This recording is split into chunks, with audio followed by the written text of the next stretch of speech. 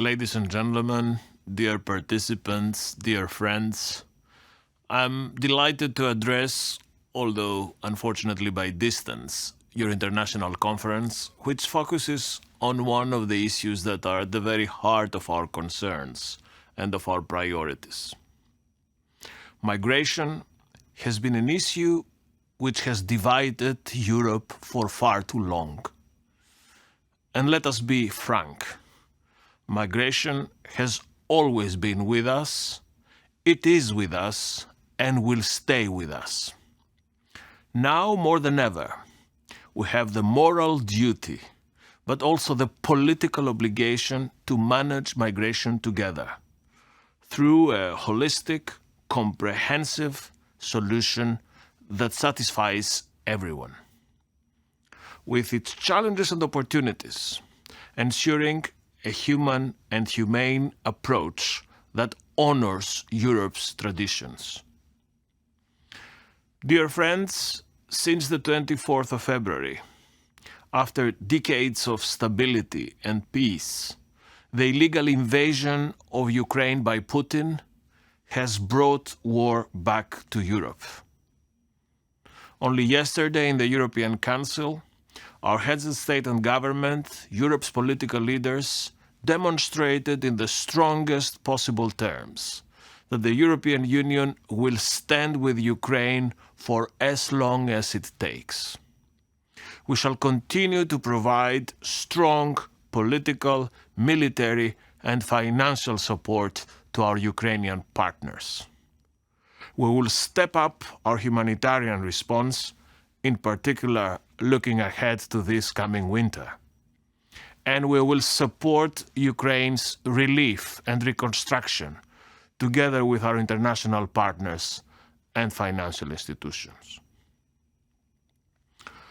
From the very first moment, Europe stood by all those in need of protection, making clear that everyone who is fleeing from Putin's bombs is welcome in Europe.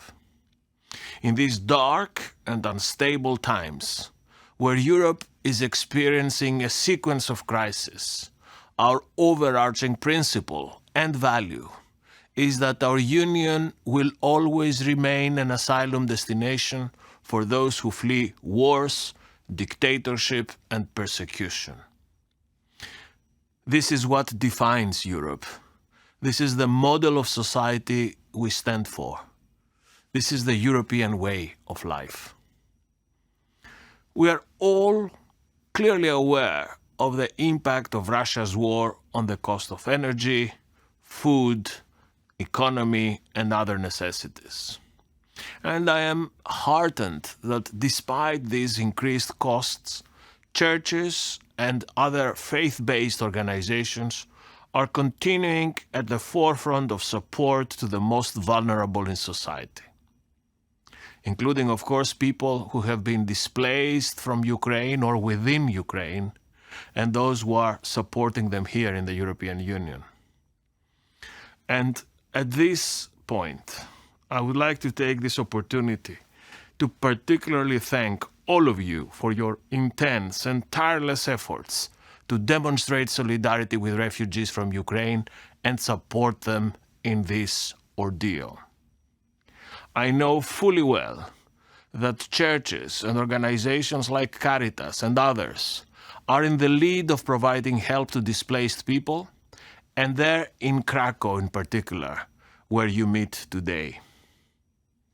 Out of the more than 4 million registrations for temporary protection since the start of the war, more than 30% were registered in Poland. That is approximately 1.5 million people. And this figure says it all. And we, at the European Commission, are grateful to the Polish people for this solidarity effort. Dear friends, ladies and gentlemen, the consequences of the Russian war of aggression go well beyond Ukraine's borders. International cooperation, coordination is absolutely essential to continue responding to needs on the ground, but also to other regions of the world impacted by the war. The European Union response to the Russian invasion shows what is possible when the European Union is united. When we act as Team Europe, we are unbeatable.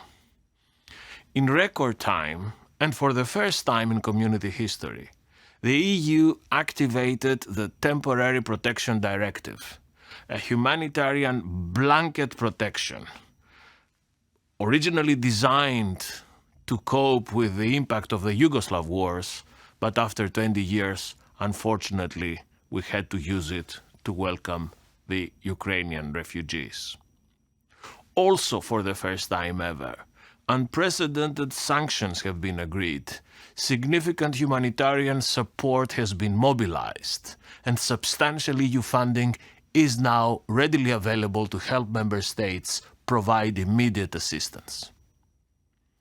This overwhelming European response clearly illustrates the importance of acting together as Europeans, precisely as we set out in our pact for a migration and asylum policy that is now on the table for discussion and agreement between member states and the European Parliament.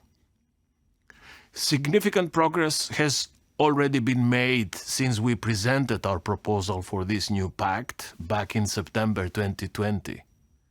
But subsequent events in the Greek-Turkish border, in Evros, in Northern Africa, in Ceuta, and at the Poland-Belarus border show emphatically, clearly, how urgent it is to have an overall European agreement on our proposals for an EU pact for migration and asylum.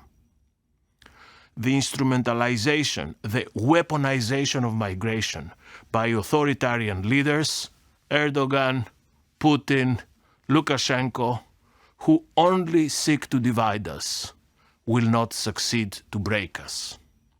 We have so much to be proud of in this union. We are the largest and best regulated market in the world. We have the second strongest currency of reference in the world. We are the world champions of human rights, healthcare, education, good governance. We have both vaccines. We have a recovery fund. We have everything to be proud of. But we still do not have a common European migration and asylum policy. The time has now come precisely to rally around this idea of a single European comprehensive policy for migration, benefiting from the values of our union, but also at the same time offering protection to those who need international protection and at the same time safeguarding our external borders. The compass for all our determined action in migration will be precisely synonymous to what our union stands for. We are guided by our common fundamental values: democracy, freedom, and human rights. And in a world that is becoming darker and more uncertain, the European Union will continue to represent a beacon of light, a beacon of hope. Thank you.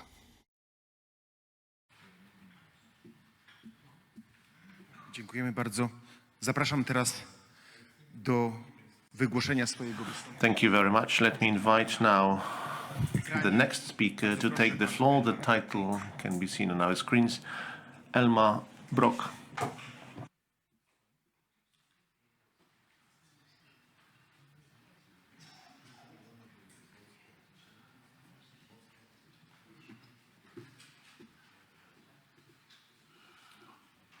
Herr Vorsitzender, lieber Jan Olbrycht, lieber Botschafter. Mr. Chairman, Jan Olbrycht, dear Ambassador, I welcome Ambassador Tombinski, dear Rafał. I'm delighted to be with you here today. I remember very well our common friend, Bishop Pieronek. I believe that it is especially today, in these days, that we have to remember and follow the wonderful example of Bishop Pieronek and his work based on the Christian foundations. I have been asked here to say a few words on migration and enlargement of the European Union. Two different subjects, it might seem, but they're very closely related. Europe at the moment is in a situation that shows that peace forever, eternal peace promised to us in 1989 actually did not materialize. We have another war in Europe. Some were warning more than others against Russian aggression, and I must admit, yes, the warnings of many countries of Central and Eastern Europe, for us, for Germans, we very often found it difficult. We did not quite understand those warnings, and we did commit relevant mistakes. Now, in many German cities, with many Ukrainians staying there, we are sorry to see the numbers of migrants, refugees, but yes, it shows also the errors that we committed.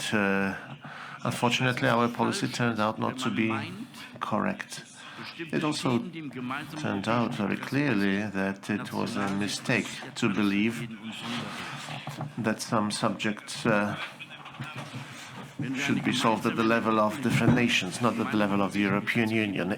Let us remember, if we focus on the common energy policy with common legislation, we should not allow any exceptions, national exceptions, as it was unfortunately done. And this concerns basically all the countries of the European Union in different cases with different exceptions. This is one of the problems of German sins. Similar examples can be found on the side of the French or the Poles and so on. The conclusion is such that we are weak with negative consequences for our citizens where Europe is weak, and where Europe is strong, everything seems to function well. It's especially today that you should be aware of that. Vice President of the Commission, Schinas, has just addressed us and made it clear that in spite of many different commitments, we are still lacking a common migration policy in the European Union. Why is it the case? Well, for some, migration is very much about populist politics. There are others treating it in a different way. Well, the final result is such that this is a weak area. No one can solve this problem on their own. There's the belief that the subject of migration may be solved at domestic, national level. He or she will fail. I'm afraid if we do not have our common migration policy, the problems will only become more keenly felt by all of us if there are no consequences drawn from the different conflicts. Problems in Africa, for instance. Energy is costly. In Africa, I've been told, as it is in Germany or Poland, it's a huge challenge. As we know, the Russian regime is trying to also use famine as elements of its war, military conflict, which has terrible consequences for the world. In spite of some agreements, still corn is being blocked in Ukrainian ports. What is more, there are also barriers to the exports of fertilizers from different locations, which again is going to make our problems even greater. More poverty, more famine. It seems there will be even more migrants on their way. Some speak about numbers as high as 20 million people.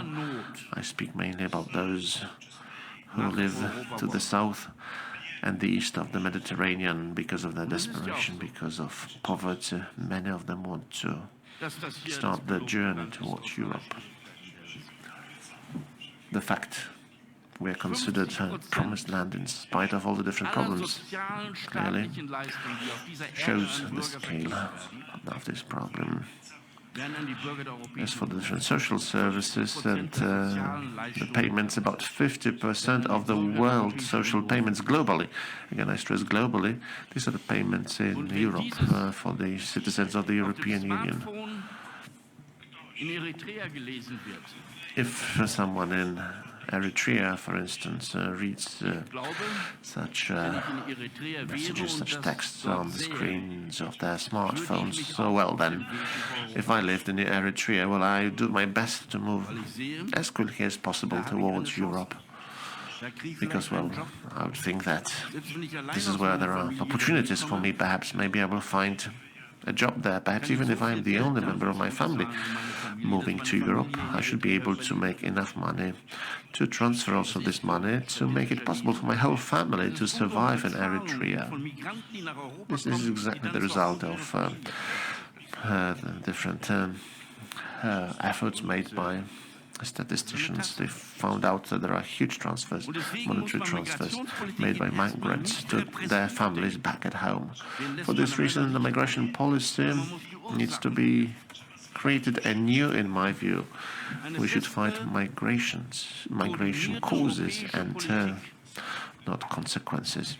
A better European concentrated policy, better opportunities for development in Africa, not only treating Africa a source of different natural resources, or even worse, waiting for the Chinese to gain an upper hand, or maybe the authorities of the Russian Federation that with their Wagner units, where the Russians are supporting different dictators in Africa. All those people do not want to leave if they have an opportunity to live in dignity back at home. This is the key importance to act and perhaps succeed in limiting migration. If we are saving now, because we need money in Europe to go up from 50 maybe to 60, well, I'm just exaggerating a little bit, percent as for those total social payments. If we save and do not transfer those funds for the development of Africa, we're going to have even more problems with migration. This is of fundamental importance. This is related not only to also our Christian brotherly love, but this is also very much about Europe, whether it's going to survive in an economic, material and spiritual way, whether Europe will survive. So policy for Africa is the same as the policy for the security in Europe. Only in the sense of caritas, if we were to take such a look, well, it might be actually enough for us to pay a few zlotys or euros for different humanitarian actions, and this in some way might be huge assistance for African countries. But at the same time, we have to focus on the causes of migration by improving living conditions there in different countries. This is very much about also a very cool political decision. If we come to realize that, well, will we have people ready to share our funds in the European Union? Not everyone individually, of course, but in a coordinated way. I think this should be the best possible instrument that we should be able to have on our hands. Now, the second point. How shall we open our borders to migrants? What kind of procedure should be applied? Well, we've been working with COMECE, also pontifical universities and other institutions, of course, speaking very clearly about the need to act in a Christian way. Some people need support, people need help. People need assistance. People need a roof over their heads. In the place I come from, Coptic bishop also resides, and we spoke about migration. And he actually mentioned to me that the Holy Family were also refugees, and as you know, they were refugees running from Israel, escaping from Israel to Egypt, and it is in Egypt that they found refuge. Very interesting comment. I think this Christian element plays a very special role. I do not quite understand that some Christians are so much against migration, and intellectuals also belong to this group. You need some mental competencies to be able to link those issues. But certainly we should act. We should just not wait for us to react. We've got the Geneva Convention, and we should make everyone aware of the fact that we have to define on the basis of this Geneva Convention who and for what reason will be allowed to enter Europe. We have to give refuge to people, those running away from war, from persecution, from repressions, those who had to leave their homes because of sexual, religious, political, other reasons. Persecution related to those areas. I'm not going to list, of course, all those different elements, but we've got a definition, a very clearly stated legal definition, binding for all of us. And now translating this legislation into the world of politics, this is what I consider extremely important. If we've got very clear legislation here, we can very clearly state our position based on that. It is very clear that the problems of our world may not be served only in the European Union. We cannot help everyone in the Union. We've got borders, and the borders have to stay where they are. But fighting causes of migration, one linked, of course, with the Geneva Convention, with the whole legislation relating to the area, also remembering about this Christian need to love our brothers. We've got, therefore, a number of sources for us to try to solve this problem, working together. It seems to me that especially Christian Democrats, the parties belonging to the Christian democratic movement, should be working together in a constructive spirit. They should not make an impression that they're against. If we find justification, good justification, I think our citizens will support us, be much in favor of our solutions. And yes, I am aware of different sentiments in different countries. In Poland, it is very obvious at the moment that we need to give refuge to the Ukrainians. But the further we go to more distant countries, it is very much different. For Poland, it's difficult at the moment to gives refuge to people from Africa, for instance. In other countries, it's different. Even in Germany, we've got other sentiments in the general public. In the former German Democratic Republic, readiness to give refuge to migrants, refugees is also much lower than in Western Germany. If someone has been told for decades that foreigners, people from other countries were really bad, if this was part of the propaganda of the communists, some of it still stays with us. So we have to take good care of working together. When preparing European legislation, we have to bring together what is understood by bearing each other's burden. Not everyone has to be alone here, working individually, but everyone has to be ready and has to accept this burden sharing. It doesn't exactly necessarily have to be the same burden for everyone. Once we understand what burden sharing is like, it will be easier for us. 60, 70 million people in different refugee camps. We complaining about the Turkish President Erdogan, but there are also many millions of people living not in camps but in different cities in Turkey. It also means that Turkey, not a very rich country, not as rich as EU countries, but Turkey is bearing much of the burden, also our burden. I think it was a year too late for us to offer financial assistance to Turkey. Had we done it a year earlier, as Erdogan was also asking, we would not have such a huge wave of migration a few years back. Again, you have to work and focus on prevention, not only to react ex post after something has already happened. It's better, of course, to avoid having a problem than having a problem and dealing with that. This basically refers to all different situations in our life, not only migration. So decision mechanisms are needed, a certain openness to finding solutions, a differentiation of the approach perhaps is needed. One needs to, for instance,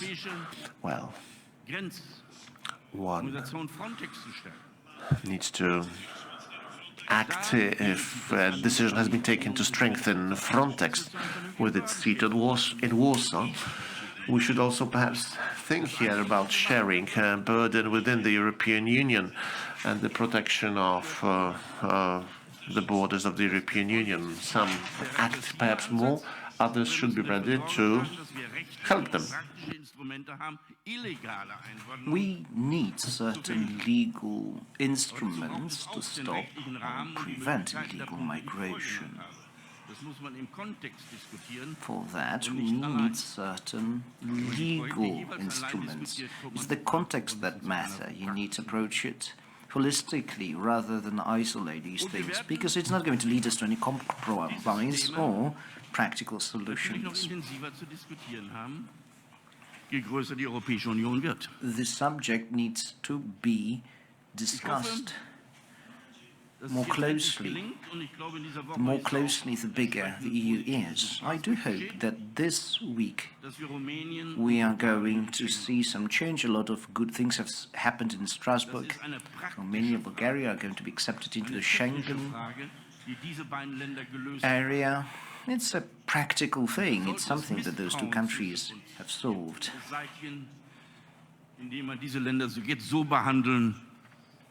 And this mutual distrust should be done away with.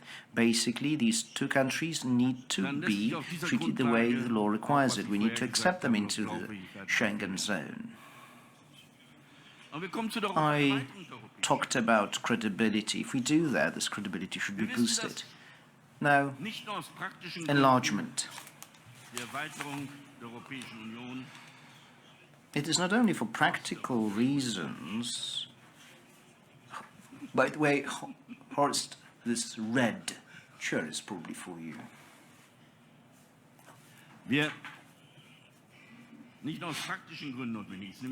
So it is not only for practical but also for political reasons it happened.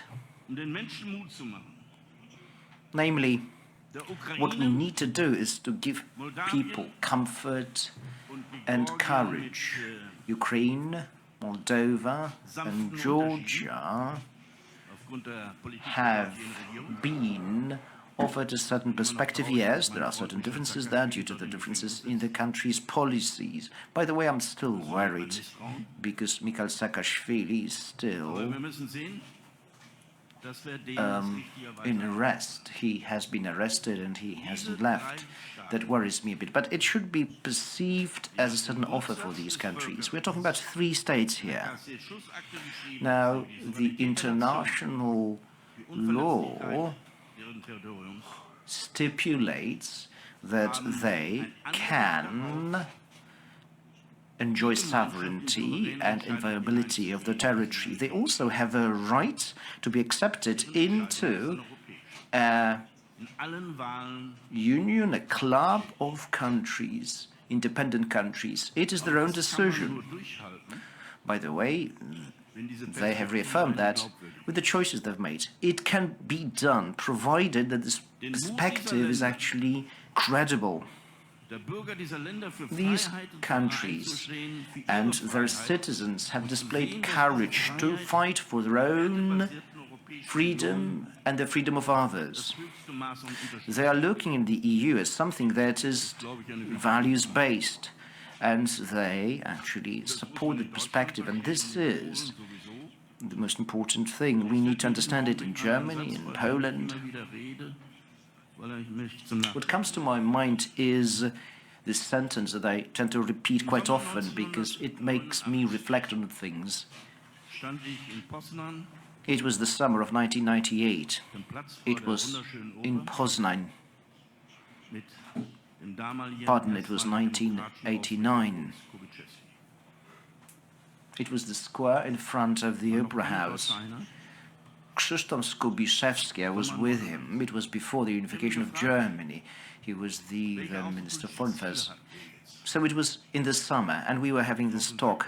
I asked him, what are your foreign policy goals at this point? As Skubiszewski said with the understatement of the year, for Poland, it's never been terribly comfortable that we are situated between Russia and Germany. This was the euphemism of the year, and we'd like to change that, says Skubiszewski, by joining NATO and the European Economic Community, because that is what it was at the time. And thus, Germany will have to protect us from the Russians. That would be the net effect. I got it then, and this is how I try to translate it into our own German conditions. This was a strategic sentence of the century, and this is something that we need to remember. So there is this principle of national sovereignty. Based on that, any country can decide for themselves rather than following Putin's will, like in the 19th century, when, countries needed an agreement on the part of the empire. We must not accept this concept of spheres of influence, that there is this sphere of influence in Poland and Baltic states, and the rest needs to be demilitarized. No, this is what Putin wants, but they need to take certain decisions. Large states can do whatever they want, but that would mean a return to fights among countries, and that would mean a lot of wars. So we would have, what, 3, 4 powers in Europe? Now it's a bit different, but back then it was those powers that decided about the shape of borders and what was happening. We would like not to repeat that. We didn't want that after 1949. Konrad Adenauer was the first chancellor of the German Federal Republic, and he said, no more war, no more dictatorship. This is what he would say, and this is what the unification of Europe was based on. Schuman and others said the very same thing.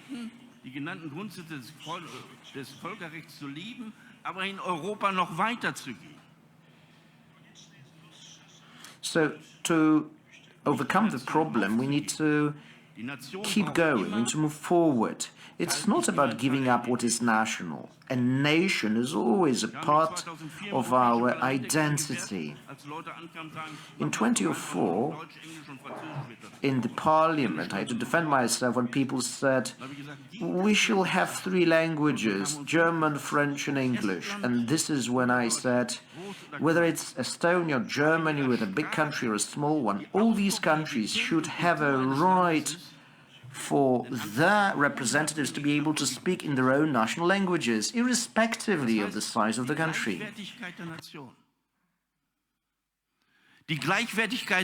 So, basically, it's about the equal status of different cultures and languages and states. It is something that is very important. And another thing that's important for us here in Europe, it all is based on common values. Ortega y Gasset, a Spanish philosopher, around 100 years ago, said the following: 4/5 of the European countries' culture is the same thing, and only 1/5, only 20%, is what sets us apart. And this fraction is used to convince us that we are better than our neighbors. There is this Erasmus generation, and this Erasmus generation sees those differences as this, you know, this cherry on the top, this cream on top of a cappuccino that they have abroad.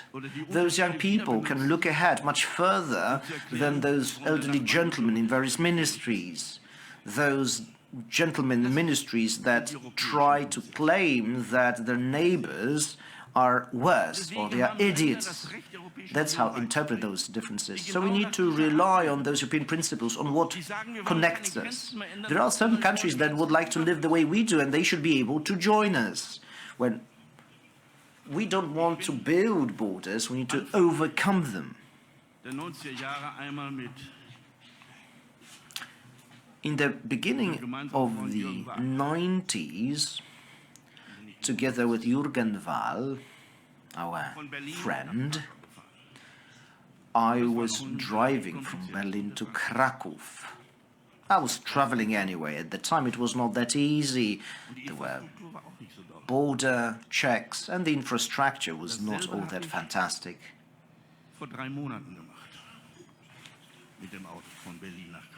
And it is something that I actually did 3 months ago. I traveled by car. I drove from Berlin to Krakow. I never even noticed that I crossed the border, that I left Germany, neither in the practical sense nor in an emotional sense. This is what we need.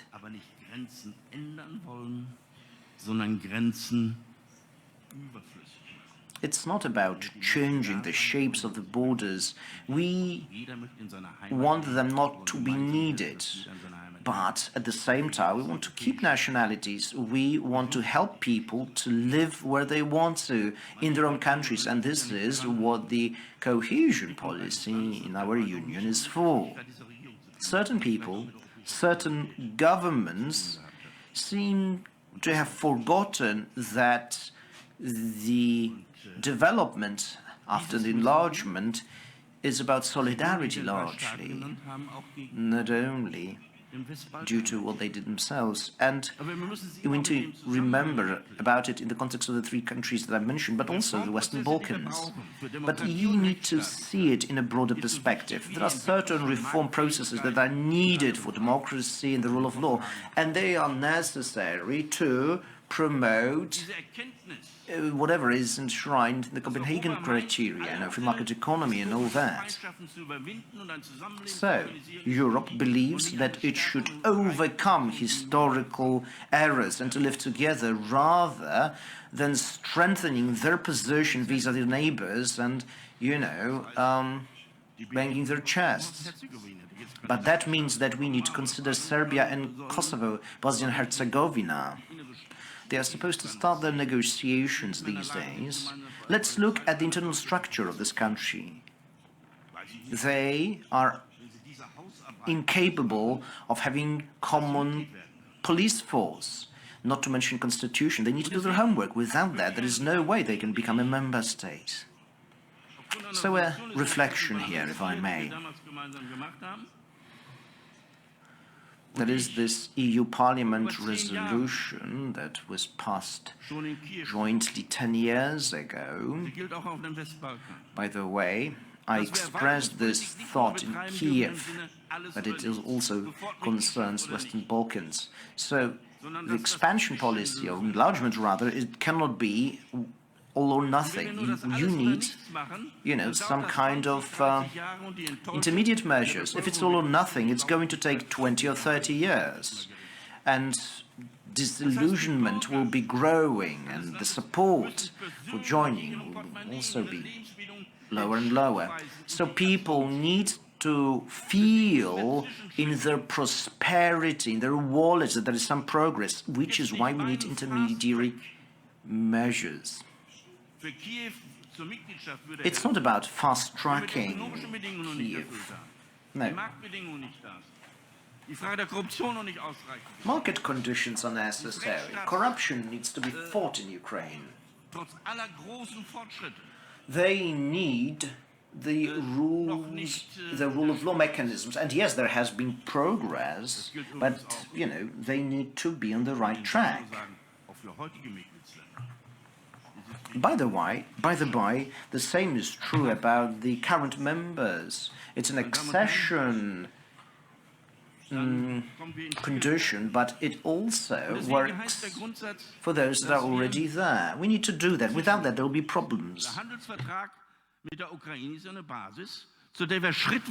There should be therefore perhaps partial solutions, step-by-step solutions. Free trade agreement with Ukraine, for instance, might help to move step-by-step towards the European Union. Similar agreements to the ones we have with Norway and Switzerland. Prodi used to say, let us give them everything apart from the institutions, even Schengen zone, perhaps. Well, there are a number of individual decisions that need to be taken. For this reason, we need a common, flexible approach, not everything or nothing, as I said. For this reason, there are different reports about progress. There are some making progress, have been making progress for 30 years, but not really moving towards the goal of membership. Well, there are such cases. Again, I stress that what I think we need is flexibility, also to improve the general mood in the public. But of course, the European Union, on its side, needs also to reform. With the 2004-2007 enlargements, we spoke about both enlargement and the deepening of the EU. Deepening as a condition for the enlargement. The last element was the Lisbon Treaty. That was almost the European Constitution, but, well, it didn't happen, it didn't materialize. Well, it would be difficult to imagine the EU as it is today without the Lisbon Treaty. Common action would be hardly possible. We also need to stress that there are still some problems that have to be overcome. Veto in the common foreign defense policies, like a liberum veto. In Poland, I think everyone knows what the consequences of liberum veto can be when faced with stronger enemies. If there are 36 member states, including also the West Balkan states and 3 countries to the east, there might be up to 36 countries in the European Union, and then the probability that somewhere in the domestic elections an idiot would be elected to Prime Minister or President, statistically it's possible, and then it's impossible that our very survival of all countries of the European Union, all important trade treaties, that unanimity is necessary. Press communiques have to be approved again unanimously. 180 different systems, weapon systems are used in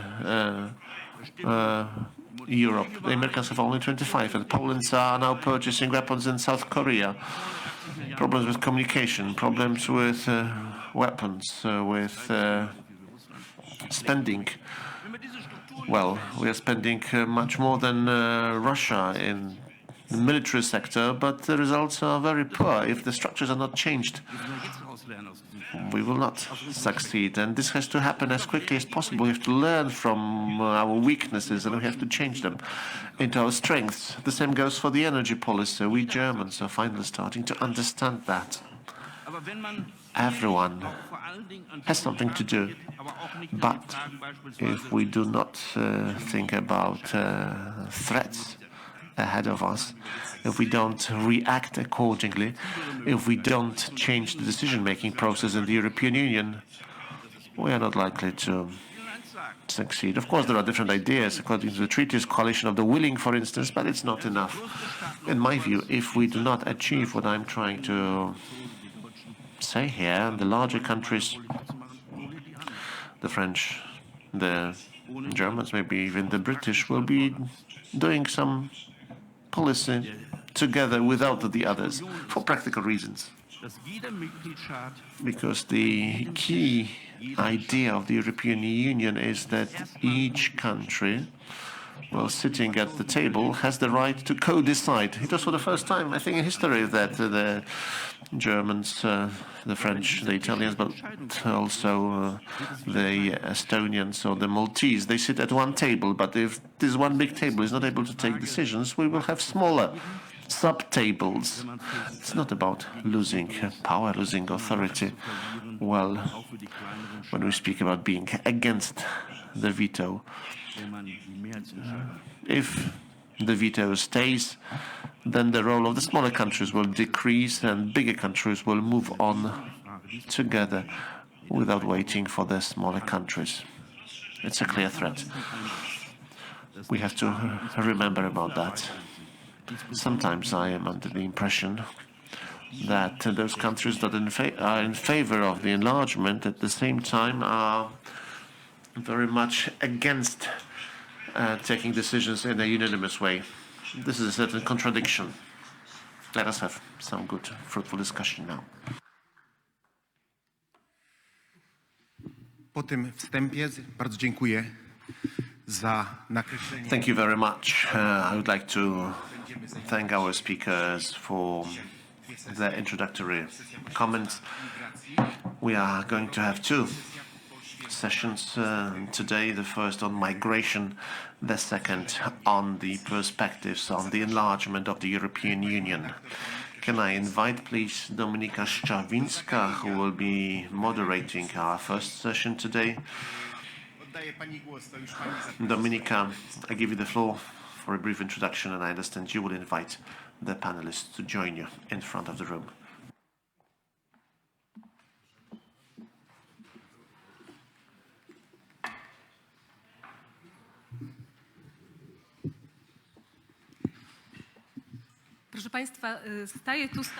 Ladies and gentlemen, I'm standing in front of you with a certain feeling that it's the special, perhaps, grace of the time in which we are living now.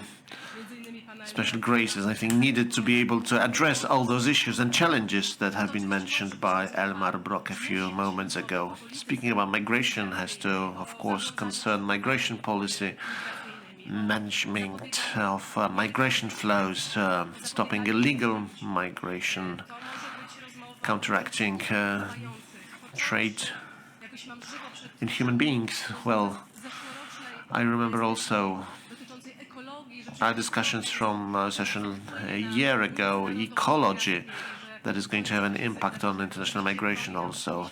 Now the war, the economy, and all the other different elements, areas related to the reasons why people decide to migrate, searching for work, and for other reasons. Please do not think that I have a romantic approach or I am naive. Some might even think about female naivety. No, men should not be naive. We have to speak about our values. They matter, as President Metsola said yesterday. When we speak about politics, about diplomacy, discussions at the meeting and outside the conference room, no matter whether we speak about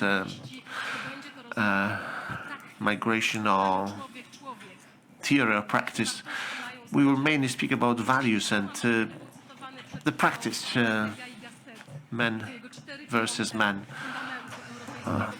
Ortega y Gasset and the 4/5 of the European contract and the values, saying that 4/5 is what we have in common, 1/5 is perhaps what differs us.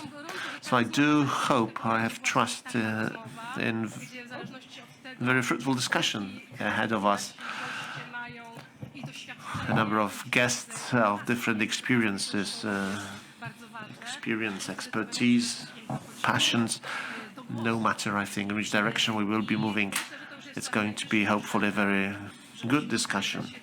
It is time, I think, for me to invite our panelists now. Well, at first, can I invite Archbishop Joseph Antoine, Maronite, Archbishop of Tripoli, Lebanon. Welcome.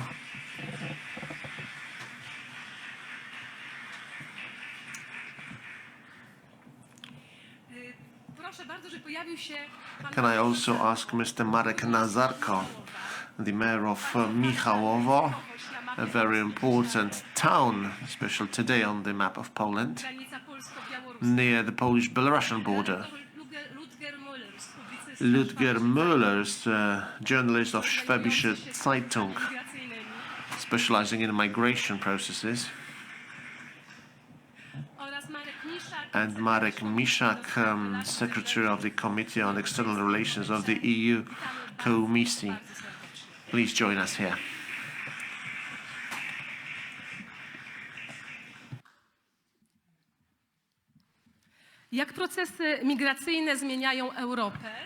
How do migration processes change the European Union? This is the question we are posing in this session. Can I perhaps give the floor to you, gentlemen? I will join you sitting next to you in a while, but still a few comments from the rostrum. Maybe we could start with the following question. How has migration changed me personally? What I do, my personal life, my professional life, what is happening in Europe today in 2022, but also we can go back, I think, to perhaps the recent decades, the whole decade, especially when speaking about Lebanon. So how has migration processes, how did they influence me personally? I suggest we start with some personal comments, therefore. Thank you.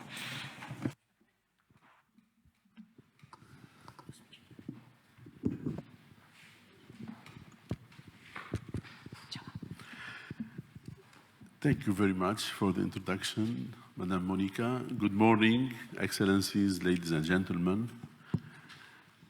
First of all, I would like to express my gratitude for this invitation and to take part of this very important discussion.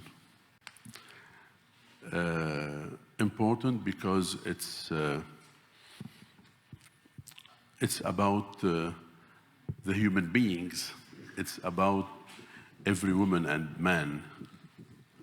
We are not talking here about a political, socio-economic phenomenon, but we are talking about human beings. And this is, for me, the most important element of our discussion today. Well, starting from the experience, my experience, personally, coming from Lebanon, I'm Lebanese. I lived in Cyprus. I served the community as the Archbishop of the Maronites in Cyprus for 12 years. So I was also in contact with this situation of migrants.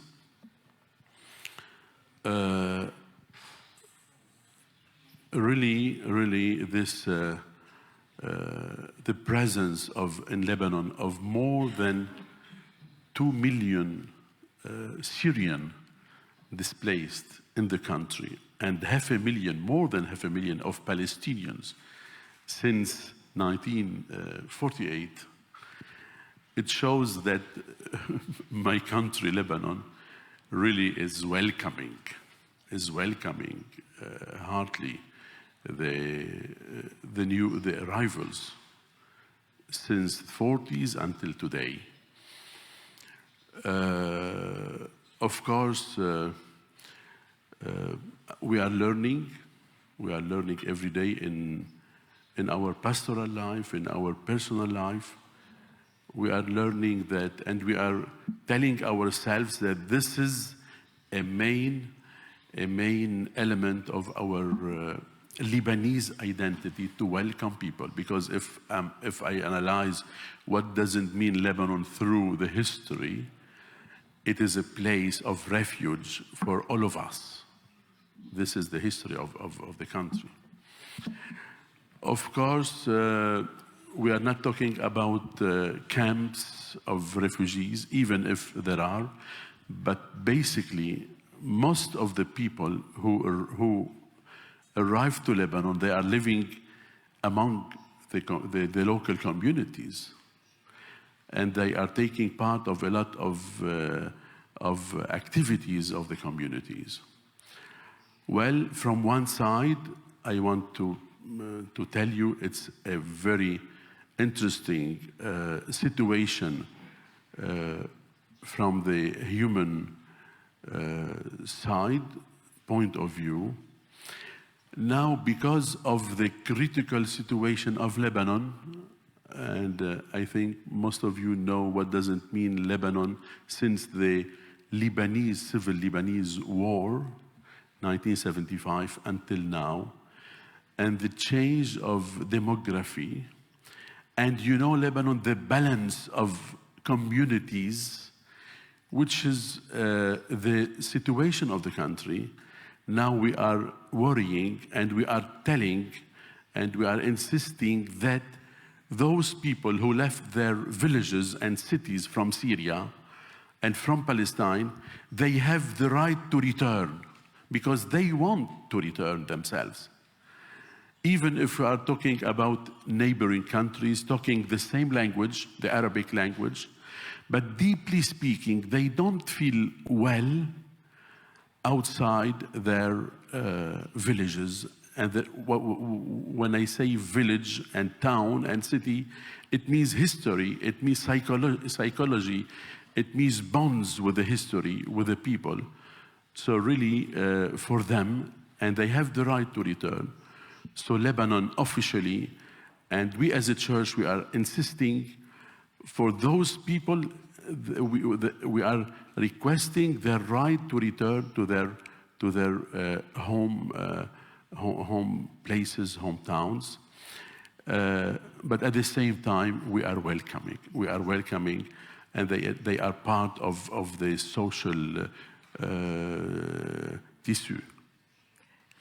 Daję znaki księdzu biskupowi, ponieważ kolejne pytanie będzie actually giving the bishop certain signs because the next question will be about something broader. I know that this Polish situation when Poles are welcoming people from Ukraine and Lebanese are welcoming people from Syria, these are mirror images, I would say. So basically here we need to think about what we can learn from you. What are the positive aspects and what we should pay special attention to. So we will return to that, which is why I interrupted, sorry. So this first question should be more personal, about my perspective, what happens to me when we see this migration situation in Europe.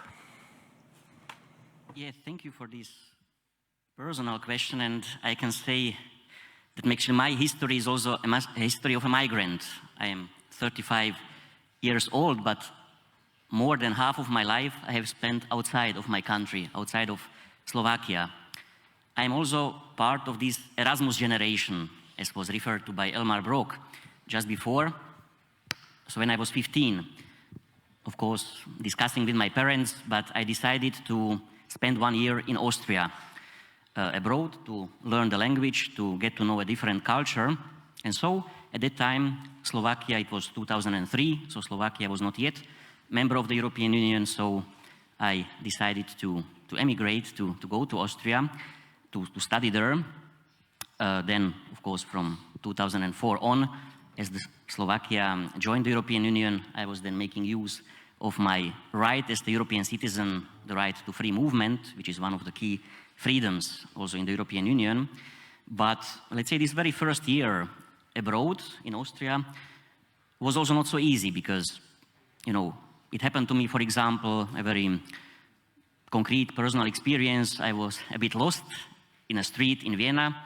I approached a lady to ask about the direction where I wanted to go.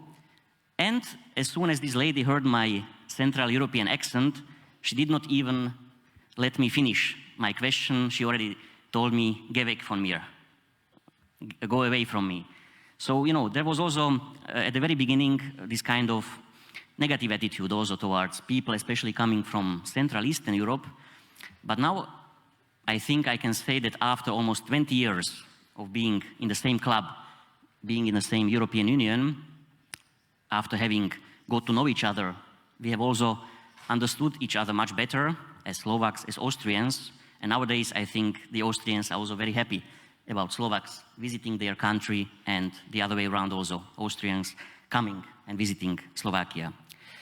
Then after this 1 year, I actually decided to stay on in Austria because I liked being there. I had quite some good results at school, so I decided to continue, and also I did my A-levels in Austria, and I continued also with the university studies in this country.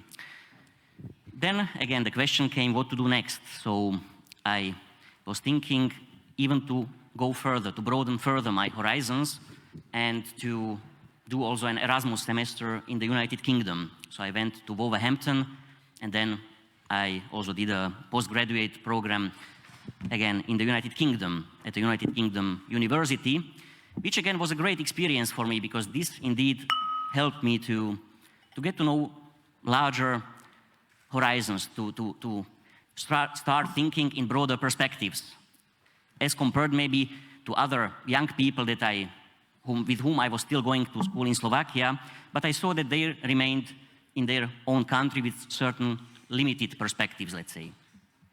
And then once my university studies were over, I was looking for a job, and I found it in Brussels, in Belgium, at COMECE, at the Commission of the Catholic Bishops' Conferences, where I have been now almost for 10 years. And this, I must say, that also helped me to grow personally, let's say, in the language of the church, it enabled me for this integral human development, personal fulfillment, empowerment, that I've been able now to work 10 years with European bishops, but also being in a daily contact with European politics. But at the same time, after even having spent almost these 20 years abroad, I still kept a very close connection with my home country, with Slovakia, with my family there, but also with the local church through a voluntary engagement there. Bardzo dziękuję za ten wątek. Thank you very much for this personal, thank you very much for this personal note. So yes, we have heard of traumatizing events and traumatizing experiences, but you can also see that migration is about our daily lives, our intellectual and professional growth, how empowered we can be, how acting is possible. Would you please take the floor now, sir? Vielen Dank für die freundliche Einladung hierher. Und ich müsste, oder ich will auch Thank you very much for this kind invitation. Thank you for letting me take the floor. Sie haben mich gefragt, wie hat Salam alaikum. This is what I'm going to shout out to you in the morning. So you asked about the migration policy and how it changed my life in recent years. I must say that I'm a journalist. I work for a major daily in the East with large circulation. Twice a year I go to northern Iraq, to Kurdistan. There I meet many Kurds, Kurdish men and women. Now, what is my task? My task is to write about why people migrate and why you can solve certain issues. For that reason, salam alaikum. I've learned many things, personally, things that I didn't know before. If I may, I will give you some essence. Schwäbische Zeitung. In this paper, I'm responsible for charity. So we reach out to our readers on holidays, and we ask them for donations. It's Christmas related. So in 2015, 700,000 refugees came to Germany, mostly from Iraq and Syria. That is when we decided to report to our readers why those people are leaving their own countries. So we asked our readers to make donations so that people wouldn't have to come to Germany, because most people want to stay at home. nach Kurdistan. And that has changed my life significantly. So I go to Kurdistan twice a year. I go to camps. Camps where 500 to 7,000 Yazidis live.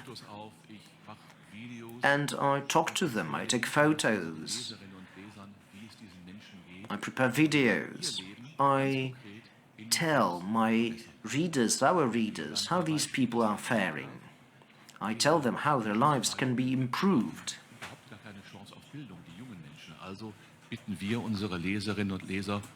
These are young people, they have no way of receiving education.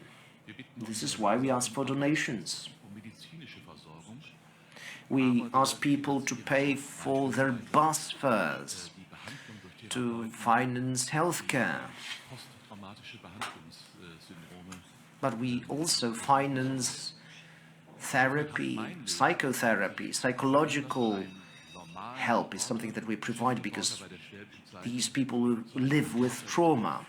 So this is how my life has changed. I used to be this regular journalist working for a large daily, and then I became a person that works with migration, that is looking at the reasons of migration. And at this point, suddenly, it has turned out that everything has turned upside down. Thank you very much. Let us move to the Polish-Belarusian border. Polish-Belarusian border, so we shall hear a lot about details, particulars, the pros of life. Welcome, everyone. Thank you very much for having me. I am a mayor of a small town or village, one of 3,000 municipalities in Poland, and I can participate in this meeting, so thank you very much for that. How did it impact me? First, a few words on my life before. In 2002, 20 years ago, I was elected to be the youngest mayor in our region, Podlaskie. Why did I decide to run? Pros of life was the reason that you've alluded to. A director did not open our local gym, and we had to stay outdoors to play volleyball. We had to wait outdoors for 2 years, and I decided it's going to be different in my municipality, and direct elections were announced for mayors in Poland. So I was a young man at the time, and I wanted to do something. I was quite ambitious. So this municipality, there were no tarmac-covered roads, and even furniture in our offices was third-rate, and heating didn't work properly. In front of our office buildings there was this bus stop, and a Christmas tree would be put. It was 1 meter tall, and there were no decorations. There were only candles, the kind of candles that you put on graves. These were the only decorations. Now it's completely different. We have this indoor pool. This is the first municipality in Poland without taxes. We have no real estate taxes in our municipality.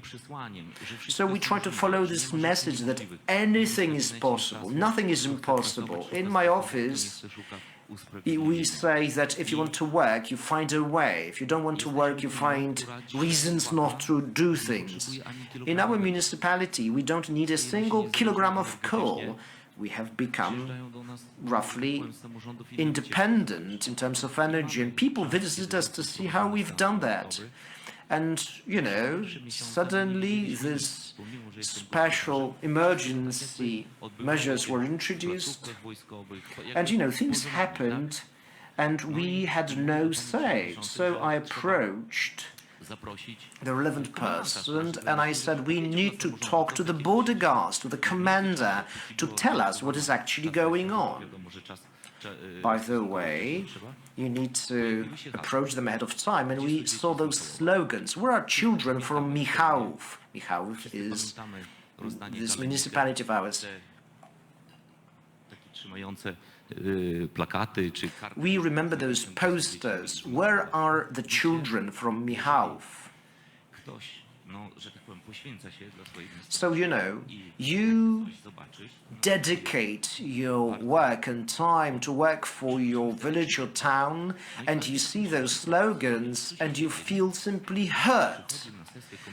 But you need to do something. So the commander of board guards approached us, he visited us, and he said there were 20 people that were simply thrown across the fence in the middle of the forest. They were just dropped there. I mean, you cannot even describe that. We gathered together and decided that we had to act, we had to do something. We decided to form this special assistance center. By the way, when it comes to actions, we can discuss it further, but just introduction about how it impacted me personally. So I learned things about myself. I met many people, friends. By meeting, I mean I actually got to know them properly, because this is how I got to know my wife better, even that. Let me explain. Doctors sometimes say that patients need to want help. Those migrants would flee from any uniform they saw. Firefighters would go there to help them, but they would flee from the firefighters, those migrants. So we started lighting green lights so that they would see that there was some help there, they could get assistance. So we lit this green light at home, and people approached me, did your wife agree to that? And we never asked each other. I didn't ask my wife didn't ask me, because we just took it for granted. And this is how we got to know each other better. The same was true about my friends who started lighting those green lights. Jurek Owsiak, we were there to open this assistance center, and a businessman, a friend, he called me, one of the richest men in our region, and he tells me, Marek, 7 children are somewhere in the forest, barefoot. So what would I say? That I'm not going to send anyone? And I also got to know people, other people, great people like Dr. Anna Machińska, the deputy ombudsman in Poland. Maybe later I will be able to say more on this, but this is the only, I think, institution in Poland, the Ombudsman's office, that really helps migrants. Not to mention all the volunteers, of course, but yeah. People from Krakow, for instance, I remember many people I met, of course. A few months ago, I remember I arrived here in the city of Krakow, Polish Grand Prix Bridge, and there was a taxi man, and actually he said, I saw you on television 2 days earlier. Monika Olejnik, a famous journalist in Poland, was having me. Yes, I think you're quite right, I was on television. He said, congratulations, we are with you. What you are doing is correct. And he actually didn't charge for the taxi ride. So in this way, I think that we see our humanity better. As I said before, those who want to work are looking for a way to find a job. Those who don't want to, they are just finding an excuse. Thank you.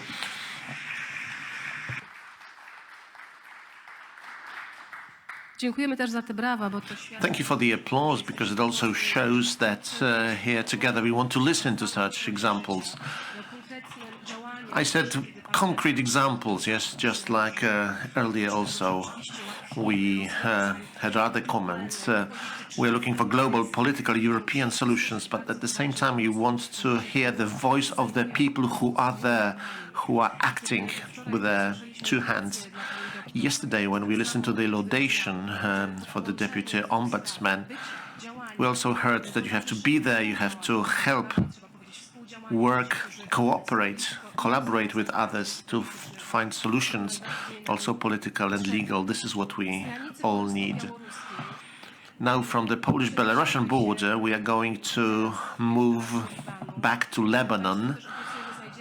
I promise also to our participants that we will find some time for us to speak about us, Poland, but not only.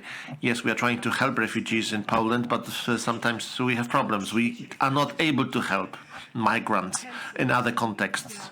So yes, we like to be applauded for our assistance here granted to refugees in Poland. And yes, it's quite correct. Many good things are happening in Poland, but there are also many difficult, complicated, painful things for us in this country. Why did I mention Lebanon? Of course, because of the presence of our guest here, but there are many similarities, I think.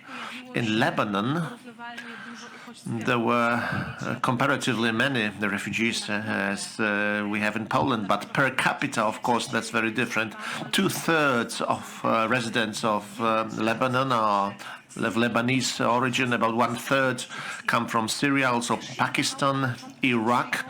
It seemed at the beginning, Bishop, correct me if I'm wrong, but some believed that refugees would come just for some time, temporary, and they will leave sooner or later. But now, after years, maybe decades, there are still very many refugees. They are staying in Lebanon. Did you learn how to live with them? You've got some cultural context, maybe languages maybe are similar. Is it helpful? Or maybe you could also warn us, Europeans, or give us some advice. Thank you. You know, we should distinguish between the different refugees communities. We cannot make one comment for all. When we talk about the Palestinians, we are talking about the heart of the problems in the Middle East and the cause of really all kinds of wars in our region. And of course, regarding the Palestinian, which are, when they came in 48, they were 500,000. Now imagine how much they are. Of course, many of them left Lebanon, especially with the civil war in 75. They came to Europe, to the West in large. When we talk about other nationalities, usually they come for a short period, just as workers, and then they come back.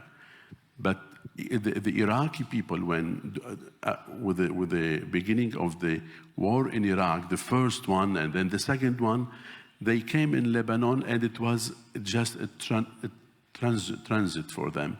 But we still have a quiet Iraqis families living. But the main question now is about the Syrian displaced.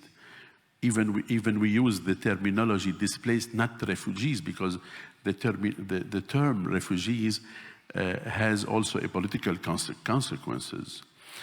You know, with the Syrians, when the war in Syria started, of course they left because of the horrible situation in the country, because of the regime, because of many a serious risk situation they were facing. And they are in Lebanon, but not only.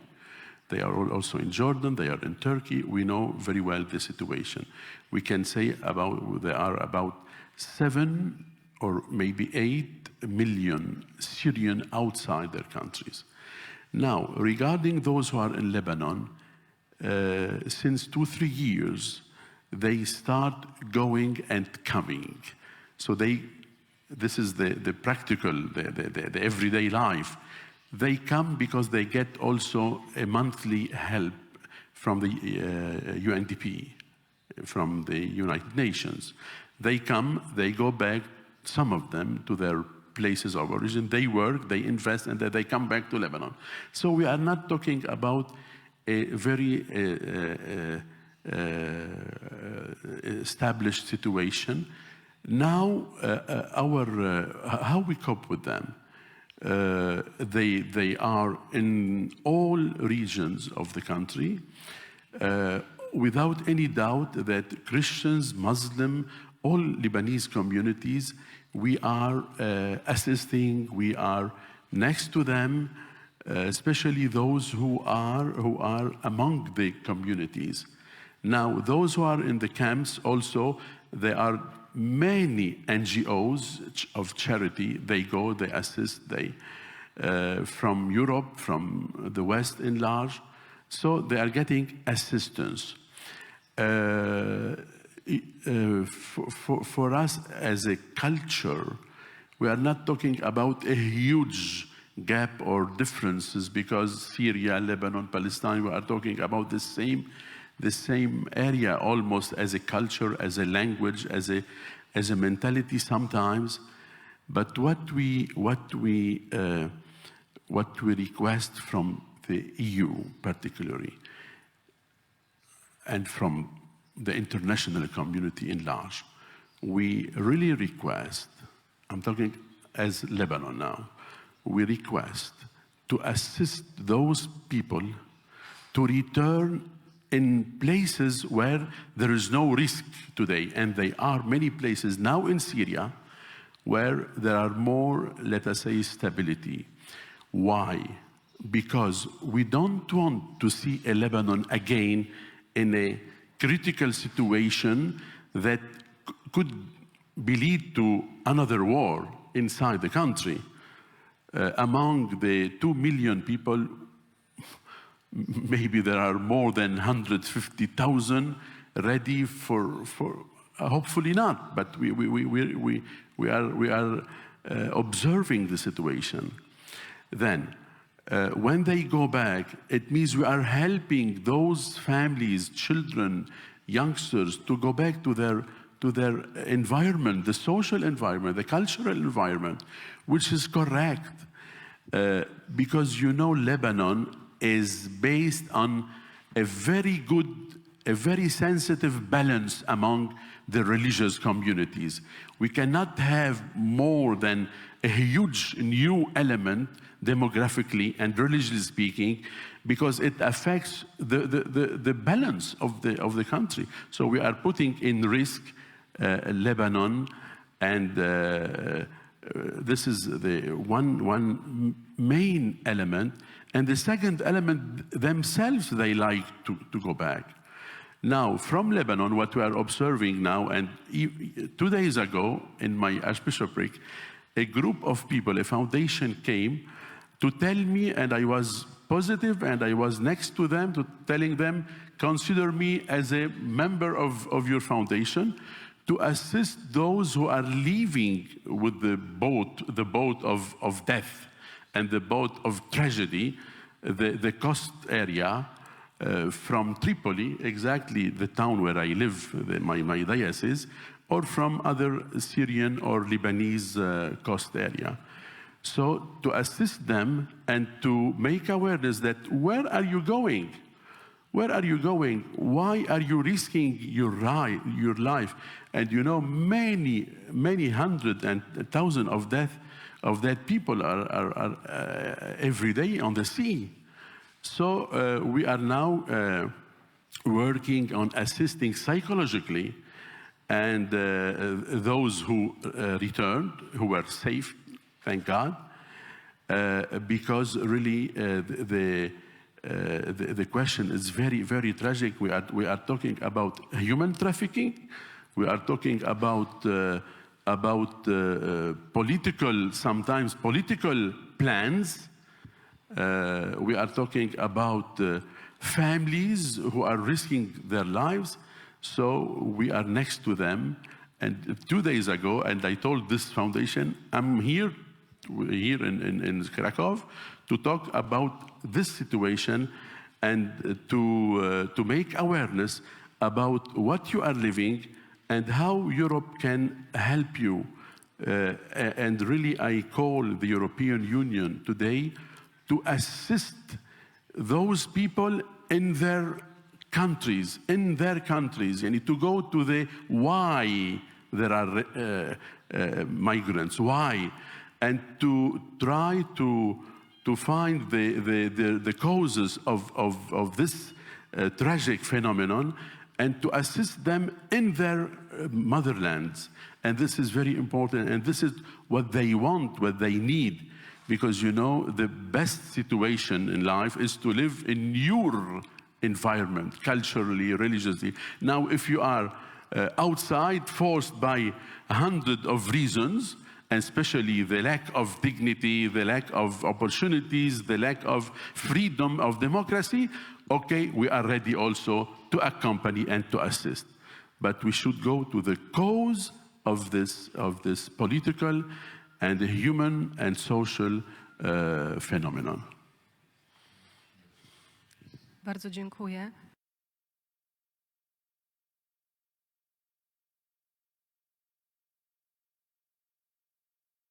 Brok also made it very clear. Let us do some preactive action, preventive measures are needed because, well, migration problems, challenges in Europe, well, we have to make it clear. Individual reactions are not possible. We have to work together. Can you tell us a few words about your German experiences, and also referring to what Bishop Soueif mentioned here? Let us help not only those arriving in our countries. We need to help them, yes, but let us help them before they leave, actually, where the challenges are, so that they can stay in their cities, regions. Yes, I quite agree. This is perhaps the biggest challenge, to help those people before they are forced to migrate. There are at least three different tendencies that we are observing in Germany. On the one hand, very many migrants arriving in Germany, and I think we are reacting quite positively. This year, about 1 million of Ukrainians arrived in Germany. For us, it is a great honor that they are looking for help, for support in our country. We are delighted to be able to help them. But we, well, as also journalists of the Schwäbische Zeitung, stress, and we also try to, of course, help. And yes, I agree here. We have to help migrants before they leave their regions. In Kurdistan, for instance, we have to be active, supporting those people before they have to leave. The Yazid community also, 500,000 of Yazidi also had to leave. Many of them live in Kurdistan, the place of where roughly 2 million people live. About 20% therefore are refugees. We have to help them. We also need to, of course, explain to our readers, the readers of our newspaper, to explain the challenges and what can be done. We need to try to be practical. Again, we need to show what the needs of people are, writing our articles in our papers. Another example, in the 1st century AD, Christians lived in Nineveh. Some were persecuted. I remember I visited this place, and the local community asked us, can you open a dental surgery office? Can you buy some cars or buses for us, or some solar infrastructure for a local school? Some very concrete examples to act. But if we write in our paper that there will be people staying there in Nineveh, in this region, if we collect some funds here in Germany, once those funds are collected, we can buy some things for those people, and this will maybe make them stay and not leave for Germany. Another thing that I often read, also write, we have partners there on the spot in the different regions, and they are very happy that somebody, for instance, in Germany remembers about this region, about which everyone has seemed to forget. If we write articles about those distant regions, speak about problems there, and then very often I can hear, especially from Christians, that we in Kurdistan and other regions in Baghdad, we can treat also Christians there as our older brothers and sisters in faith. We have to remember that Christians there in the Middle East, and that Christian there would very much like the European Christians to be aware of their presence there, that it's another part of the world, but there are also Christians living there, and not all the news should be only about conflicts and terror. Yes, those Christians there, when I speak to them, they make it clear that they are our brothers and sisters, maybe older brothers and sisters in our Christian faith. We were here already in the 1st century after Christ. Just first Christians and our descendants, they might be saying they met Christ personally, and we've been for centuries in Iraq and other places of the region. We're going to collect hopefully about €1 million during our Christian charity action, and those funds will be passed on to those who need them in the Middle East. Excuse me, I want to react and to confirm that Christians in our region are asking the Christians of Europe to understand that we are not new arrivals in the Middle East. We are the continuity of the first Christian communities. First. Second, because we are living every day the experience. Myself, I am in Tripoli in Lebanon, city of 750,000 Muslim Sunni, and we as Christians, because the diocese is big, but this city, in the city, we are 3,000-4,000. But we decided to stay there. Why? Because the Sunni, they are telling us, please don't leave the city. Because if you leave the city will lose its character, historical character. Lebanon will lose its identity as a place and space of dialogue and of multiculturalism and multi-religious dimensions. So our presence in the Middle East is a big need for the Muslim and the other religions before us. And they are asking us to stay. Why? Because many of them are refusing the radicalism in the Islamic situation nowadays. So thank you for mentioning this element. Thank you very much, Bishop, also for introducing this idea. We are speaking about values. We are speaking, I think, about something that is very important also for us in the European Union. Brotherhood. We are brothers.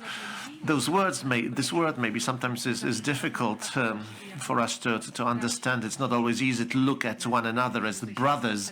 Yesterday, when we had representatives of different churches, maybe some of that felt that we are truly brothers. Brotherhood, this word, I think, is very important for us.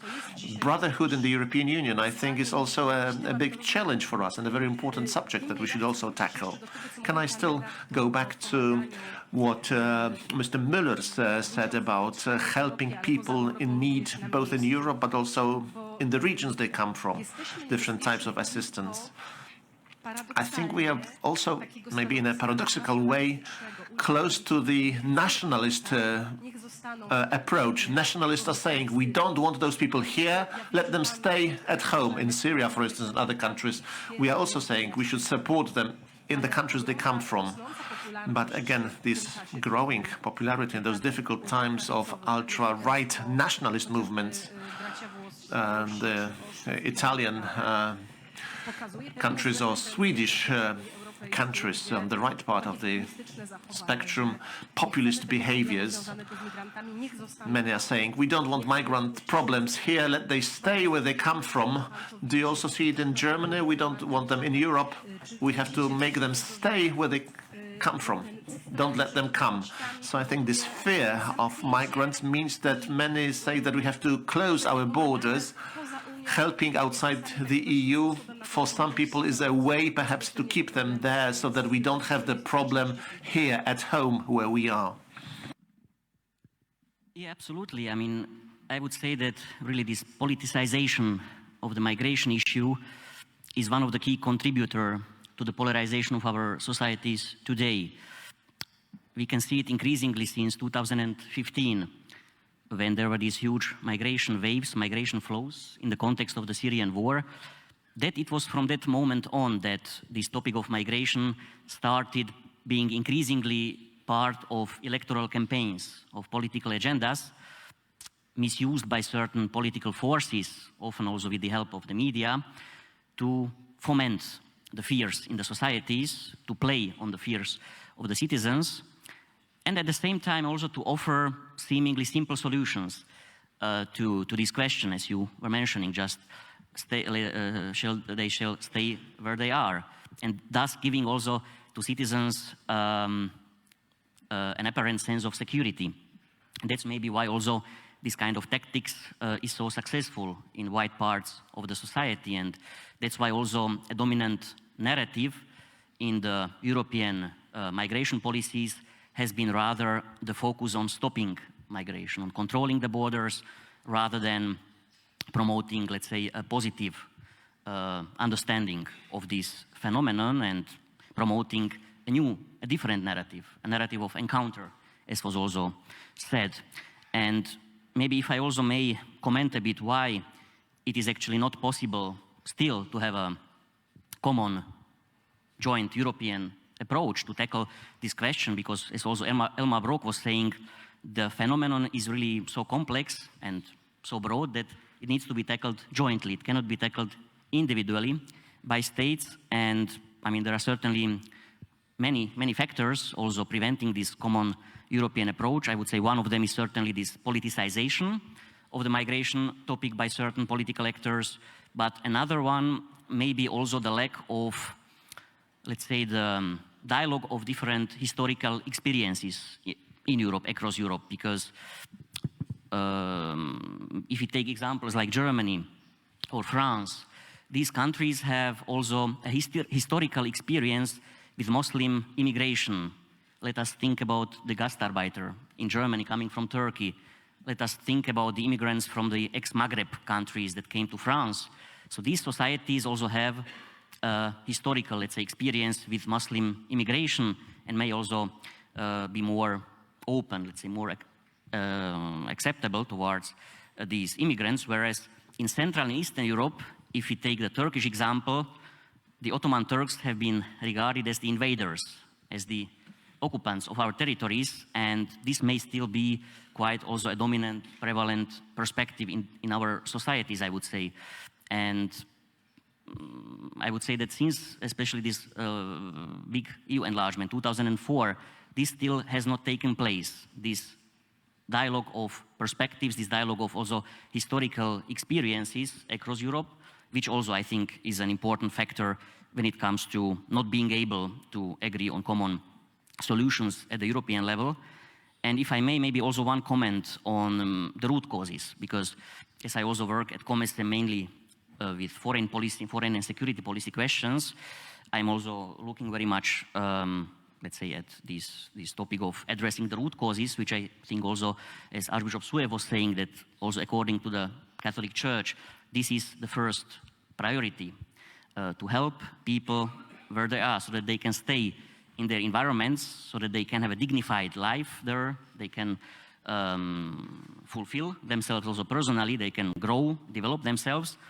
But as long as this is not the case, they of course have the right also to emigrate. But we, as the international community and as the European Union, have also the duty to assist those countries of origin to create those conditions for these people to stay there, to live life in dignity. And I would maybe mention 3 examples where I think that also our European foreign and security policy is failing in these countries of origin. The first example is development assistance. The European Union, and it is often also repeated by EU officials, is the largest donor of development and humanitarian assistance abroad, the EU together with its member states. About 50 billion euros are donated every year to fight the root causes of migration, extreme poverty, hunger, the root causes of conflicts. But another question is the question of effectiveness of this assistance. And Also, there have been reports of the Court of Auditors. There have been also other critical voices coming from the civil society that have some doubts about the real effectiveness of this development assistance that is provided by the European Union and its member states.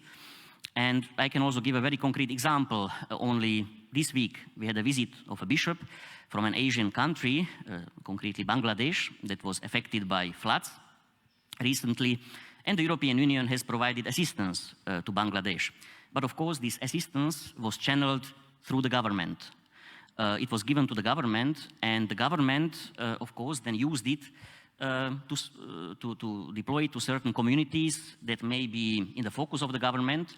In this case, it was the Muslim community, but the more distant Christian communities have been excluded from this assistance. And so this bishop then with the local Caritas was going to the distant rural areas to also distribute the assistance, but they were prevented from having access, for example, to this European Union assistance that was directly, let's say, delivered to the government. And we see also similar examples in Lebanon. We have also had very concrete experiences where also the local church has been applying for these European Union funds, but they were refused simply because of still these mechanisms of the European Union that are not fit for the local realities, that do not take into account that also local actors like the church are the key providers of humanitarian assistance, of addressing the basic social needs. So there is still this mindset also in the European Union, I think, institutions to only think in terms of government-to-government aid, but rather not to support the local actors that are close to the needs of the people that can indeed make a difference on the ground. A second example of our failures, I think, in the foreign and security policy, I would mention the peace promotion by the European Union. Here, I think, of course, we know that when it comes to the territorial defense of Europe, it's NATO competence. But when it comes to crisis management outside of Europe, I think here the European Union could play a much more active role, especially a much more active role in the conflict prevention. The bishops of COMECE already a couple of years ago advocated for the concept of preemptive peace building. And this concept has also found its way in the global strategy of the European Union for its foreign and security policy. But I would say the problem still remains the implementation. The European Union is still very reactive in its approach to conflicts and crises abroad instead of being proactive, preemptive. And here again, I would mention the role of local actors, of also churches, of cultural actors. And there are indeed very specific provisions in some EU documents. I would mention very concretely the Council conclusions on an integrated approach to conflicts and crises that say that the European Union, its member states, should actively, proactively consult the local cultural and religious actors when it comes to the analysis of the local situation in view of potential instabilities and potential conflicts. But according to our knowledge, this provision, for example, of the European Union Council conclusions is not widely known and is not being systematically implemented. So still, also in the analysis of the local situation, the local actors are not really consulted effectively. And very briefly, a third failure that I also see with regard to the common foreign and security policy of the European Union is its policy incoherence that we very often see. It was said to us by one of the EU officials in a meeting with closed doors, so he spoke freely. He said, very often the European Union is giving aid with one hand, but with the other hand it is taking it away. He was especially referring it to the often, let's say, present contradiction between trade and development policies or trade and human rights policies, where the emphasis seems to be very often on economic interests, but neglecting the local development needs and also the human rights. Another also very blatant example of this inconsistency or incoherence is linked to the arms exports of the member states that are very often inconsistent, untransparent, and are fueling actually the conflicts abroad. So that also then the peace and development policies of the EU become ineffective. Bardzo dziękujemy za ten wyczerpujący. Thank you very much for this exhaustive presentation. I do realize that we could continue this vein because there are many other channels that should be cleared, because there are many hotspots in the world that are out there and those channels aren't fully working. So let me highlight this German experience. At the end of this panel, we shall move to the Polish-Belarusian border, and then I believe we will have a few minutes, 12 or so, for questions from the room. So, sir, I'm addressing the German journalist. Die deutschen Erfahrungen mit Migration bei uns sind, das hatte Herr Brok heute Morgen. So, the German experience in terms of migration, it is something that Elmar Brok covered. That is something that you can divide into 3 to 4 areas. So, let's begin with the West. What is the Western experience with migration? I'm not talking about waves here. I mean certain issues related to migrants, mostly coming from Syria. So, Western Germany. There we saw a significant show of solidarity.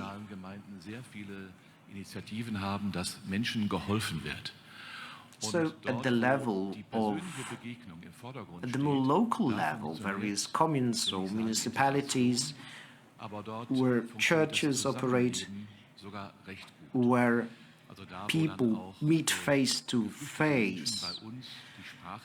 This coexistence at this level, this looks good, where people find jobs, where they learn the language, where kids go to school. There, it's actually working. I would say in many places it works well indeed. This is where it works, because this is where we have personal encounters. Now, I'll be brutal in how I'm going to phrase it. It doesn't work when you have many people, young people, when they form close communities. For example, in former barracks, military barracks, there are people, young men, who live there. They have no idea what to do in life, what to do from then on. I see it in northern Germany. There you see acts of violence that are being committed. And when such acts take place, the public mood changes too. Wherever towns, cities, local authorities work to integrate people, where children go to school, where jobs are created, there the process works well. Wherever migrants or refugees are left to their own devices, like in northern Germany, it doesn't work well. Now, the situation is completely different in those parts of Germany that joined the Federal Republic in the 90s.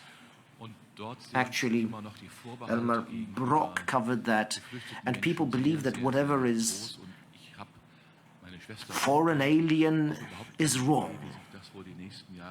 My sister lives in such a region.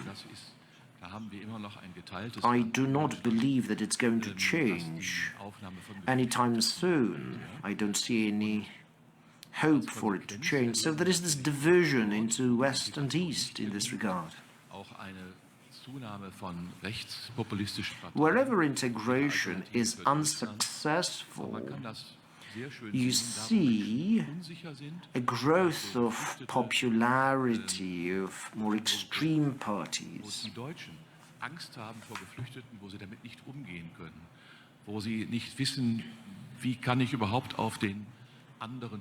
So, when people do not meet, when there is no encounter, anxieties are fostered and rise.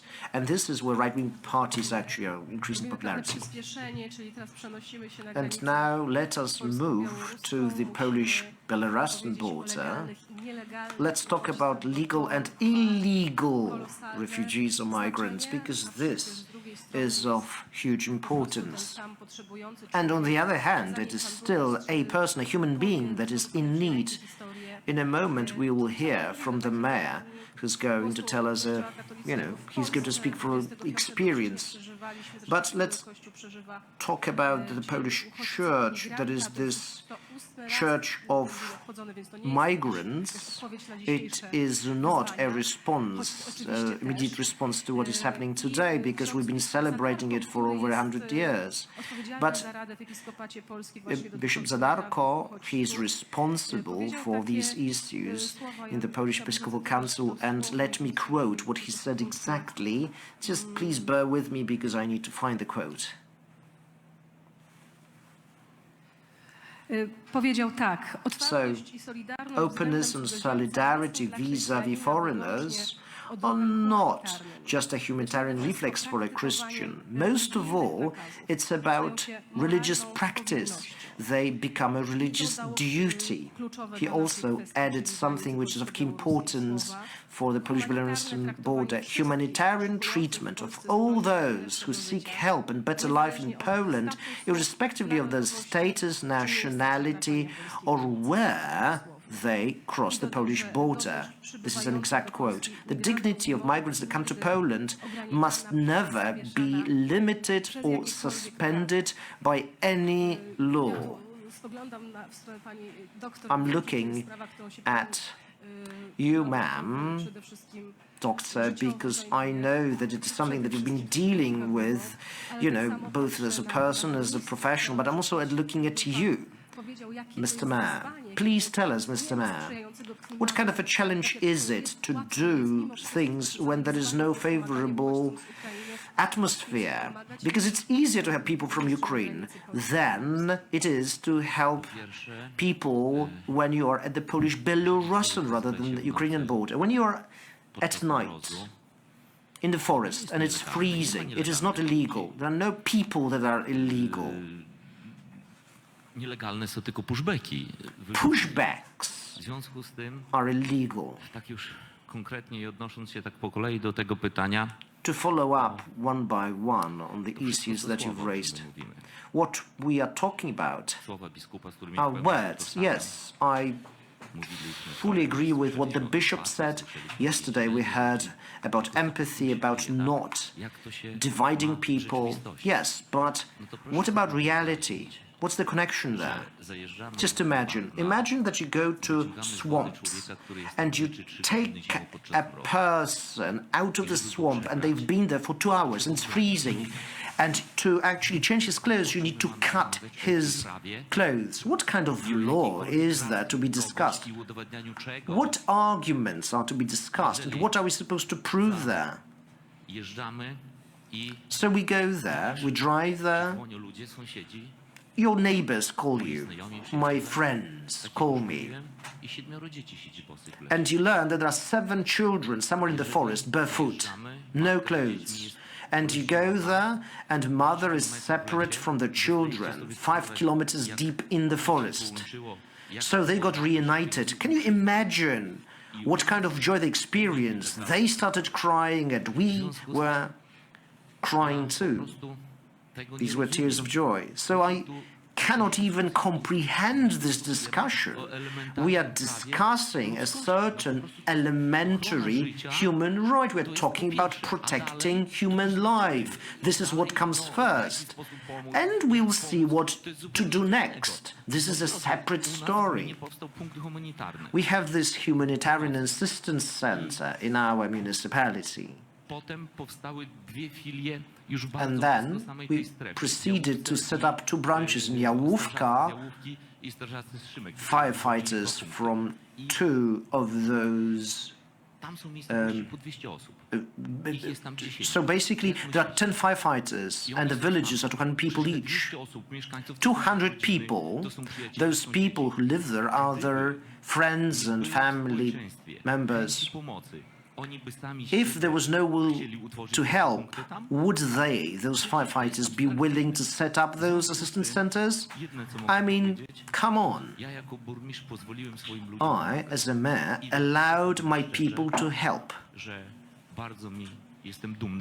And I'm truly proud of the residents that I work with. Residents, people act on reflex. They will give a glass of water, serve hot tea, because it's the humane thing to do. And once politicians start to play certain interests, only then do people start identifying with certain groups. They say things, but they do not believe that they shouldn't help. The thing is, they start identifying with a right-wing group, with some nationalism. I could simply ask a question here. Often this question is put, what is your expectation? We, as a local community, expect only one thing. We want to be allowed to help. That's all. We want to go there and help. And I have this grudge. Why should we carry the burden? So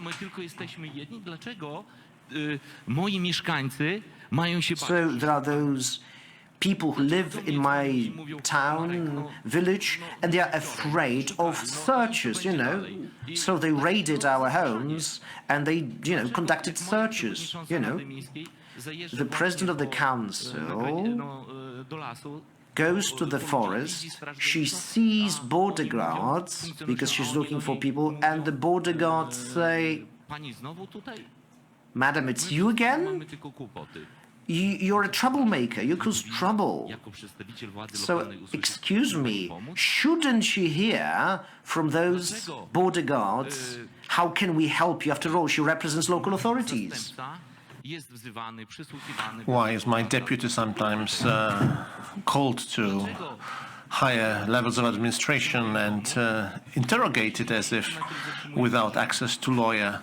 There are cars stopping my wife and checking whether she has been drinking or not as a driver, checking whether she's the drunk driver at 8 in the morning. So we feel that there are some simply forms of discrimination against us for helping migrants. This is our reality. On the other hand, well, over the recent months, honestly, well, there have been many different politicians, public media, celebrities, and different visiting our location. Many people from Poland, but also from different European countries. We had Commissioner Demiatowicz, ambassadors, also 3 times representatives of the German embassy. And I was always asking the same question. What has changed actually for the people? We are helping, we are trying to help those people being close to the border. It's been going on for a year or more. Can you come up with one example, decision makers, no matter what level, but has anyone done anything so that something has changed on this border? Just like the words I mentioned, those who want to work are looking for a way, those who don't are looking for an excuse.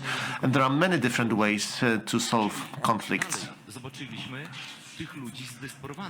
We have seen, well, people desperate, trying to get to the EU, but imagine Lukashenko giving weapons to those people. What would happen?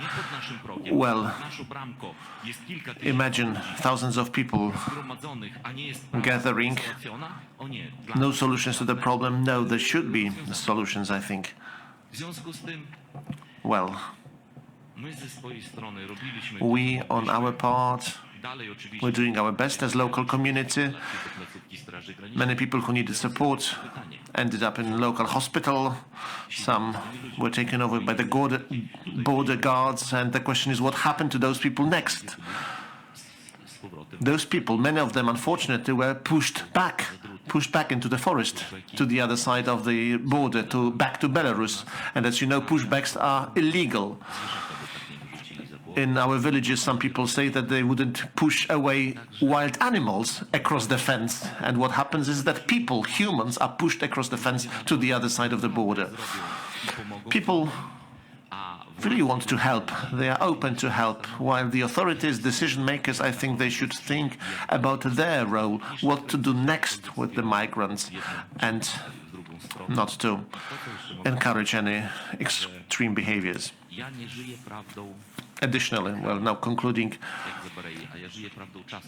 I just look at what happens now, what happens around. I don't believe in what they say in the media, on television. I myself, as the mayor, I have to speak with the same voice and say exactly the same thing to journalists and to my neighbors. I can publicly perhaps state that, well, none of people from my place actually came up to me and told me stop helping those people. In our region, of course, there are different people. We've got our problems, different people. There might be some trying to protest, but maybe talking to journalists. But in personal relations, no one ever came up to me and said we should not help those people. I think if we keep to that, well, I think Poland will be changing. Every house, every community will keep changing. We will build a new country, and I think Poland will be a better country.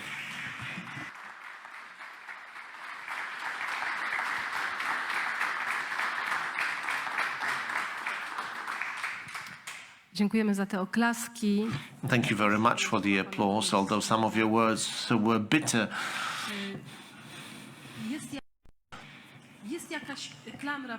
I think, well, I can share with you an idea. I listened to President Metsola yesterday. She spoke about politicians, the responsibility of politicians in the European Parliament, but also local politicians, that the general public needs to hold them responsible for their words and their actions. Now, ladies and gentlemen, I suggest we move to questions from the room. We still have some time on our hands. The first question is, please. I'm sorry for asking for the floor, because, as you know, I'm one of the organizers. But, well, the first thing I'd like to share with you, I remember a meeting, interreligious dialogue in Portugal, and we had Bishop Pieronek also participating. Discussion was about refugees, how to accept them. Some of those present here were also over there, and the Bishop Pieronek at that time, with his, I think, very special calmness, but also decisiveness, he was at that time very much in opposition to our colleagues from Hungary about the way we treat refugees. The Bishop said it very clearly. Well, he was never a politician, as you know, but in his words and his comments, it was quite typical of Bishop Pieronek that he never actually minced his words. He said very clearly what he thought about. The Hungarians were shouting at him, he's not really bishop and so on, but he was used to it because some people actually said he was not a proper bishop, also in Poland here. He himself actually was telling different jokes, saying that he perhaps is not a typical bishop. But now, again, going back to my thought, a certain way to provoke, maybe you, ladies and gentlemen, the devil's advocate, if I may. Yeah, I'm a former mayor also of a city in Poland. You have to be yourself, yes, it's not easy as a politician. But now, a provocative question, perhaps. Let us think about the approach of some extreme nationalist views. They use the same argument over and over again. If we ask about the EU, what's going to happen with migration, the nationalists say we will lose our identity in Europe. There are people coming from different countries, different cultures. Nationalists say we have to defend our identity, we have to fight so that we do not lose our identity. This is the language of the right, the extreme right. And now your question. How would you react to such comments? What can we tell the representatives of the extreme right? What kind of arguments can we use? Well, I will try to again use an example, real-life example. Before I became the mayor of my place, I was a policeman actually. About 8 years in my place, I was working as a local policeman. My sister's husband, until recently, was policeman. My another relative, until recently, was working for the border guards. So this is roughly our family. Our friends, plenty of friends, acquaintances working for the police, for border guards, and they were actually often crying. Adult men were crying back at home because they were forced to do pushbacks and other things. This is one thing. And the next, over a year or more, I did not have, actually, again, I still have contacts with the local police. There were no cases of any violations of public order or any problems with migrants. And we are very close to the border. Not a single case where there would be any problems with migrants breaking the law. Some incidents, of course, can happen anywhere, any place, any group. If someone wants to share some incidents, yes, sometimes it happens, but it has no connection to the reality. Thank you.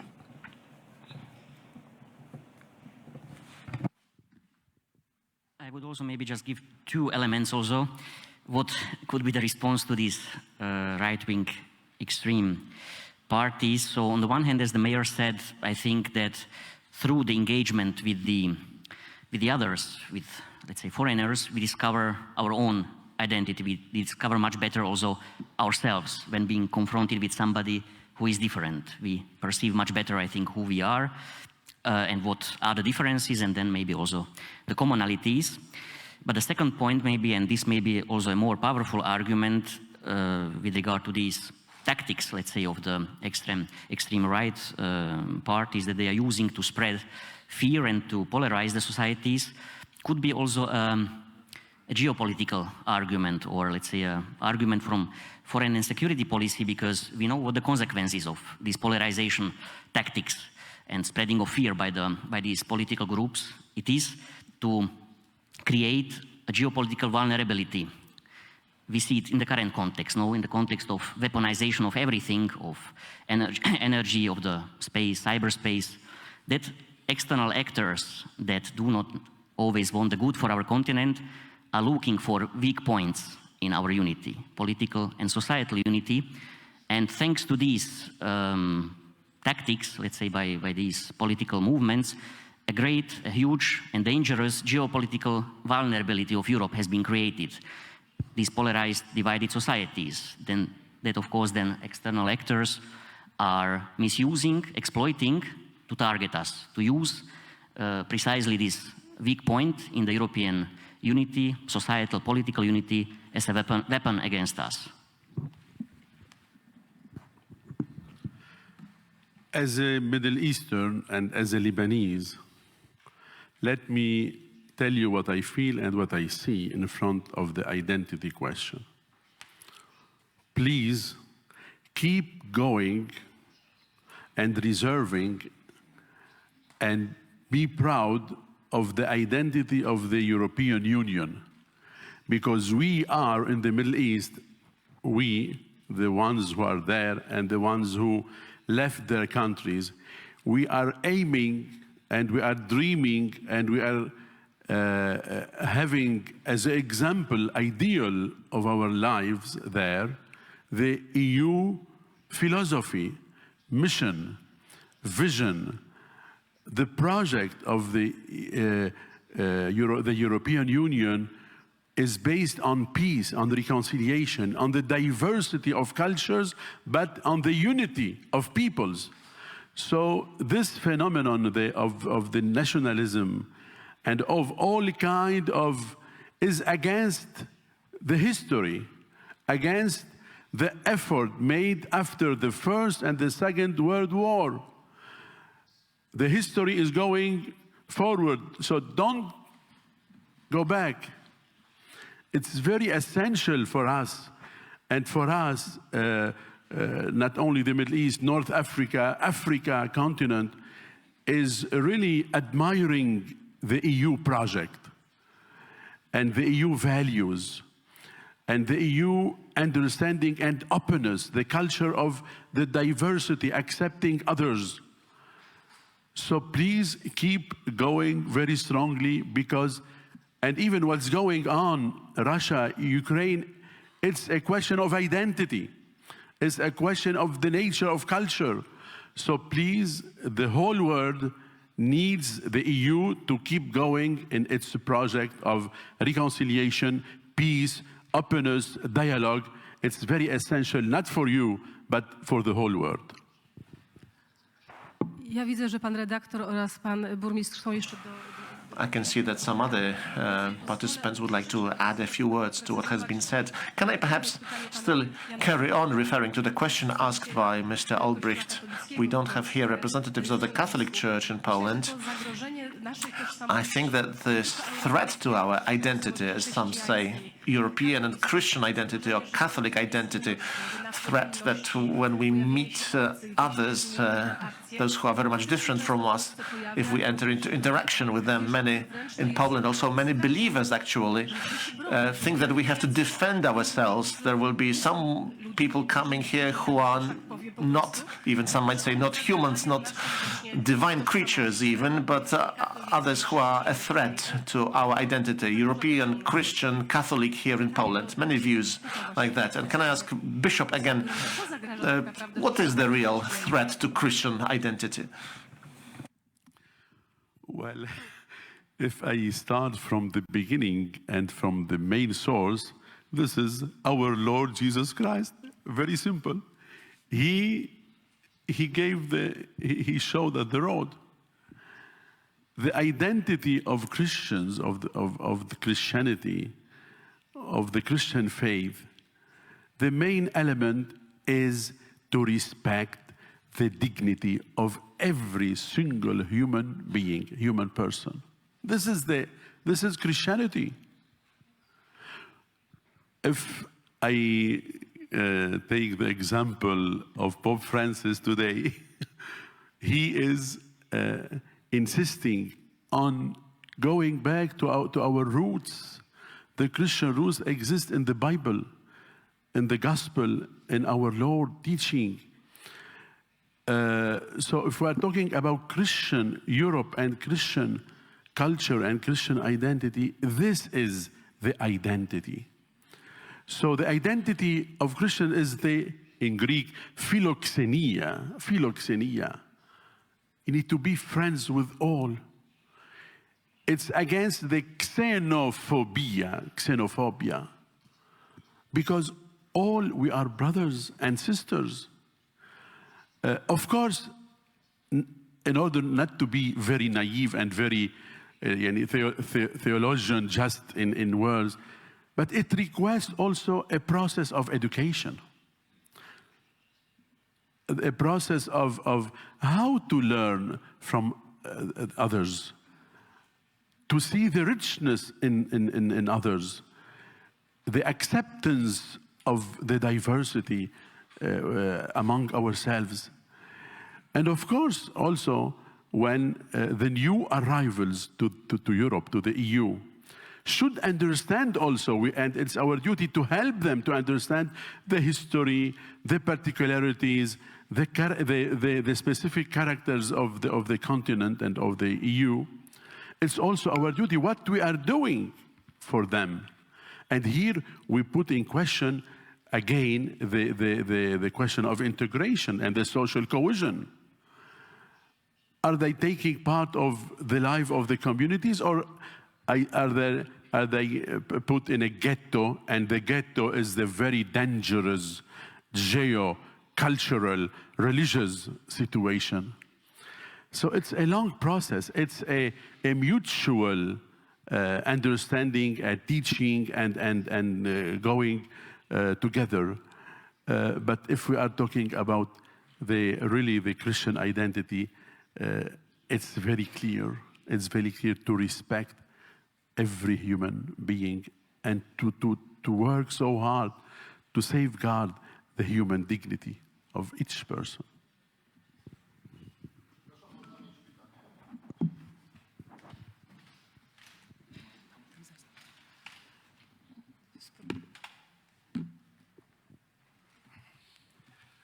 Andrzej Sadowski, Centrum imienia Adama Smitha.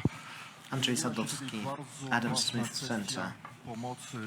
an important thing pops up, helping people from Africa and other countries, but no reason was given why people there are so poor. We've heard of the EU helping other countries, providing food. A dozen or so years ago, the World Bank published a report. There, you could see quite clearly the common agriculture policy of the EU and subsidies given to farmers in the US cause poverty in Africa, because the only thing that African countries can actually sell and exchange with the EU is agricultural production, and that production, said production, was destroyed by means of subsidizing farming in the EU. So, a question, how the EU would like to actually effectively help the African countries while said EU destroyed the foundations, economic foundation of those countries. The World Bank at the time said $300 million.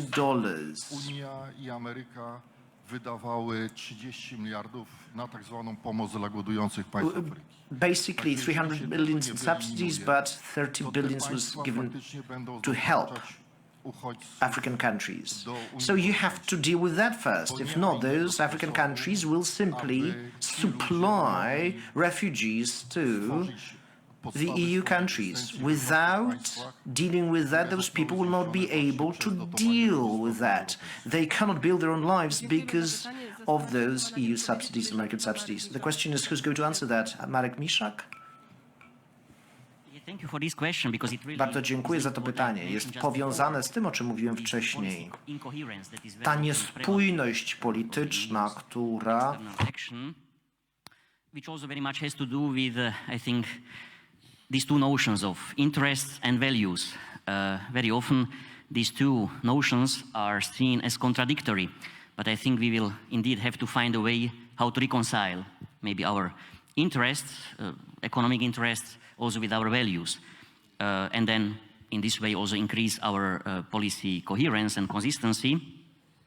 And another aspect that I would say is also what is crucially needed also at the European Union level is to finally overcome the silo mentality, because there have been some improvements in the last years, but it is still the case that the different departments of the European Union, be it dealing with agriculture, dealing with development cooperation, humanitarian assistance, climate change, human rights, are still working rather separately, and there is still a lacking coordination, let's say, between these policies. It also has to do with a certain tension, let's say, still prevalent between the European Commission and the European External Action Service. The External Action Service gives, let's say, the political direction. The Commission has the money. So I think also in this respect, much more coordination and coherence will have to be adopted so that indeed these incoherencies can be effectively tackled. Dziękuję bardzo za odpowiedź. Spoglądam na zegar. Thank you very much for this answer. I'm looking at the watch. I do not see organizers waving. Dr. Machnicka has signaled a few times that she'd like to take the floor. We are waiting for a mic, and it's coming. We have very little time. So I'll just say one thing. That is this global image, and the image that is more local, presented by Mr. Mayor. Mr. Mayor worked with the whole community, and he's been saving human lives, which is fantastic. Now, the discussion. You have migration processes that they've been shaping Europe, they've been changing Europe. At this point, the EU must work effectively. It must put together a common policy in this regard. We are hearing that we are defending the EU border. We have actually had a discussion with Eva Johansson, the commissioner, and she was saying, yes, we're defending the border. Then there was a pause. And yes, we are remembering about human rights and taking care of human rights, but human rights are somewhere in the background. The EU should not allow it to happen. we're talking about a certain instrument. It's not a Polish specialty. Such an instrument as pushback should not exist. To Mijatowicz, there is this recommendation on pushback in Europe. So remember that. So we have certain safeguards. The EU, we need clear, consistent policy, and human rights need to be respected. Judges, courts need to play a role. This is a dramatic appeal on my part. That needs to happen. Without that, we'll continue to see human tragedy and people will be pushed out of our territory to the territory of the aggressor. And finally, the power of institutions.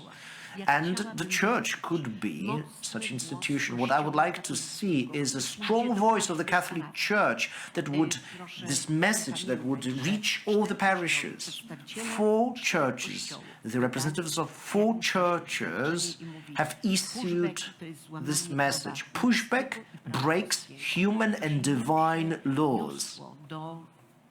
This never reached the political debate, the social debate.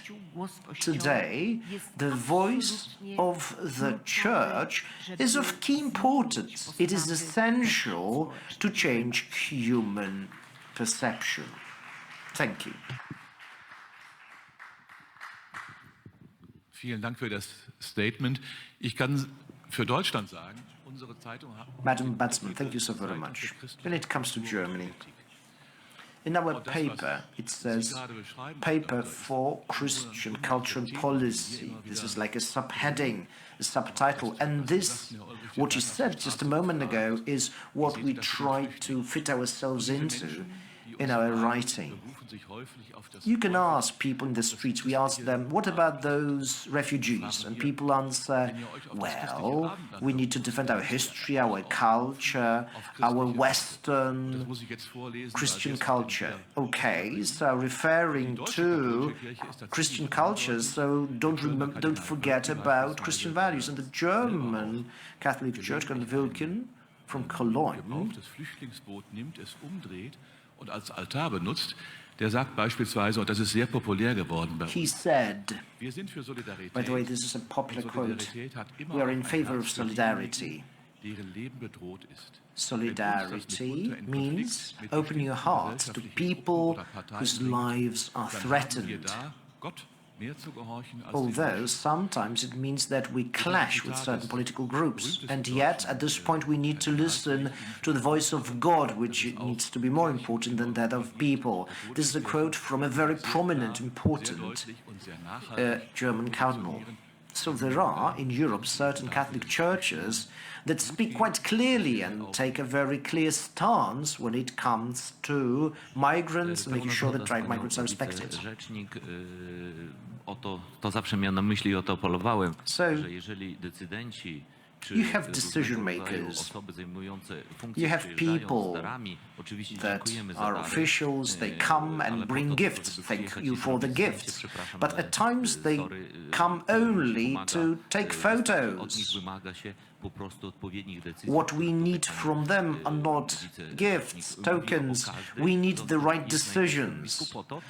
They held certain offices, they are there to provide adequate, proper help. That's why they are there. And to follow up on right-wing circles, what we can tell there. Rahmani, see this photo? Do you know what uniform he's wearing? After 3 months, he was supposed to be deported to Syria with his children. Taliban, what do you think Taliban would do to him and to his whole family? He had no place to live.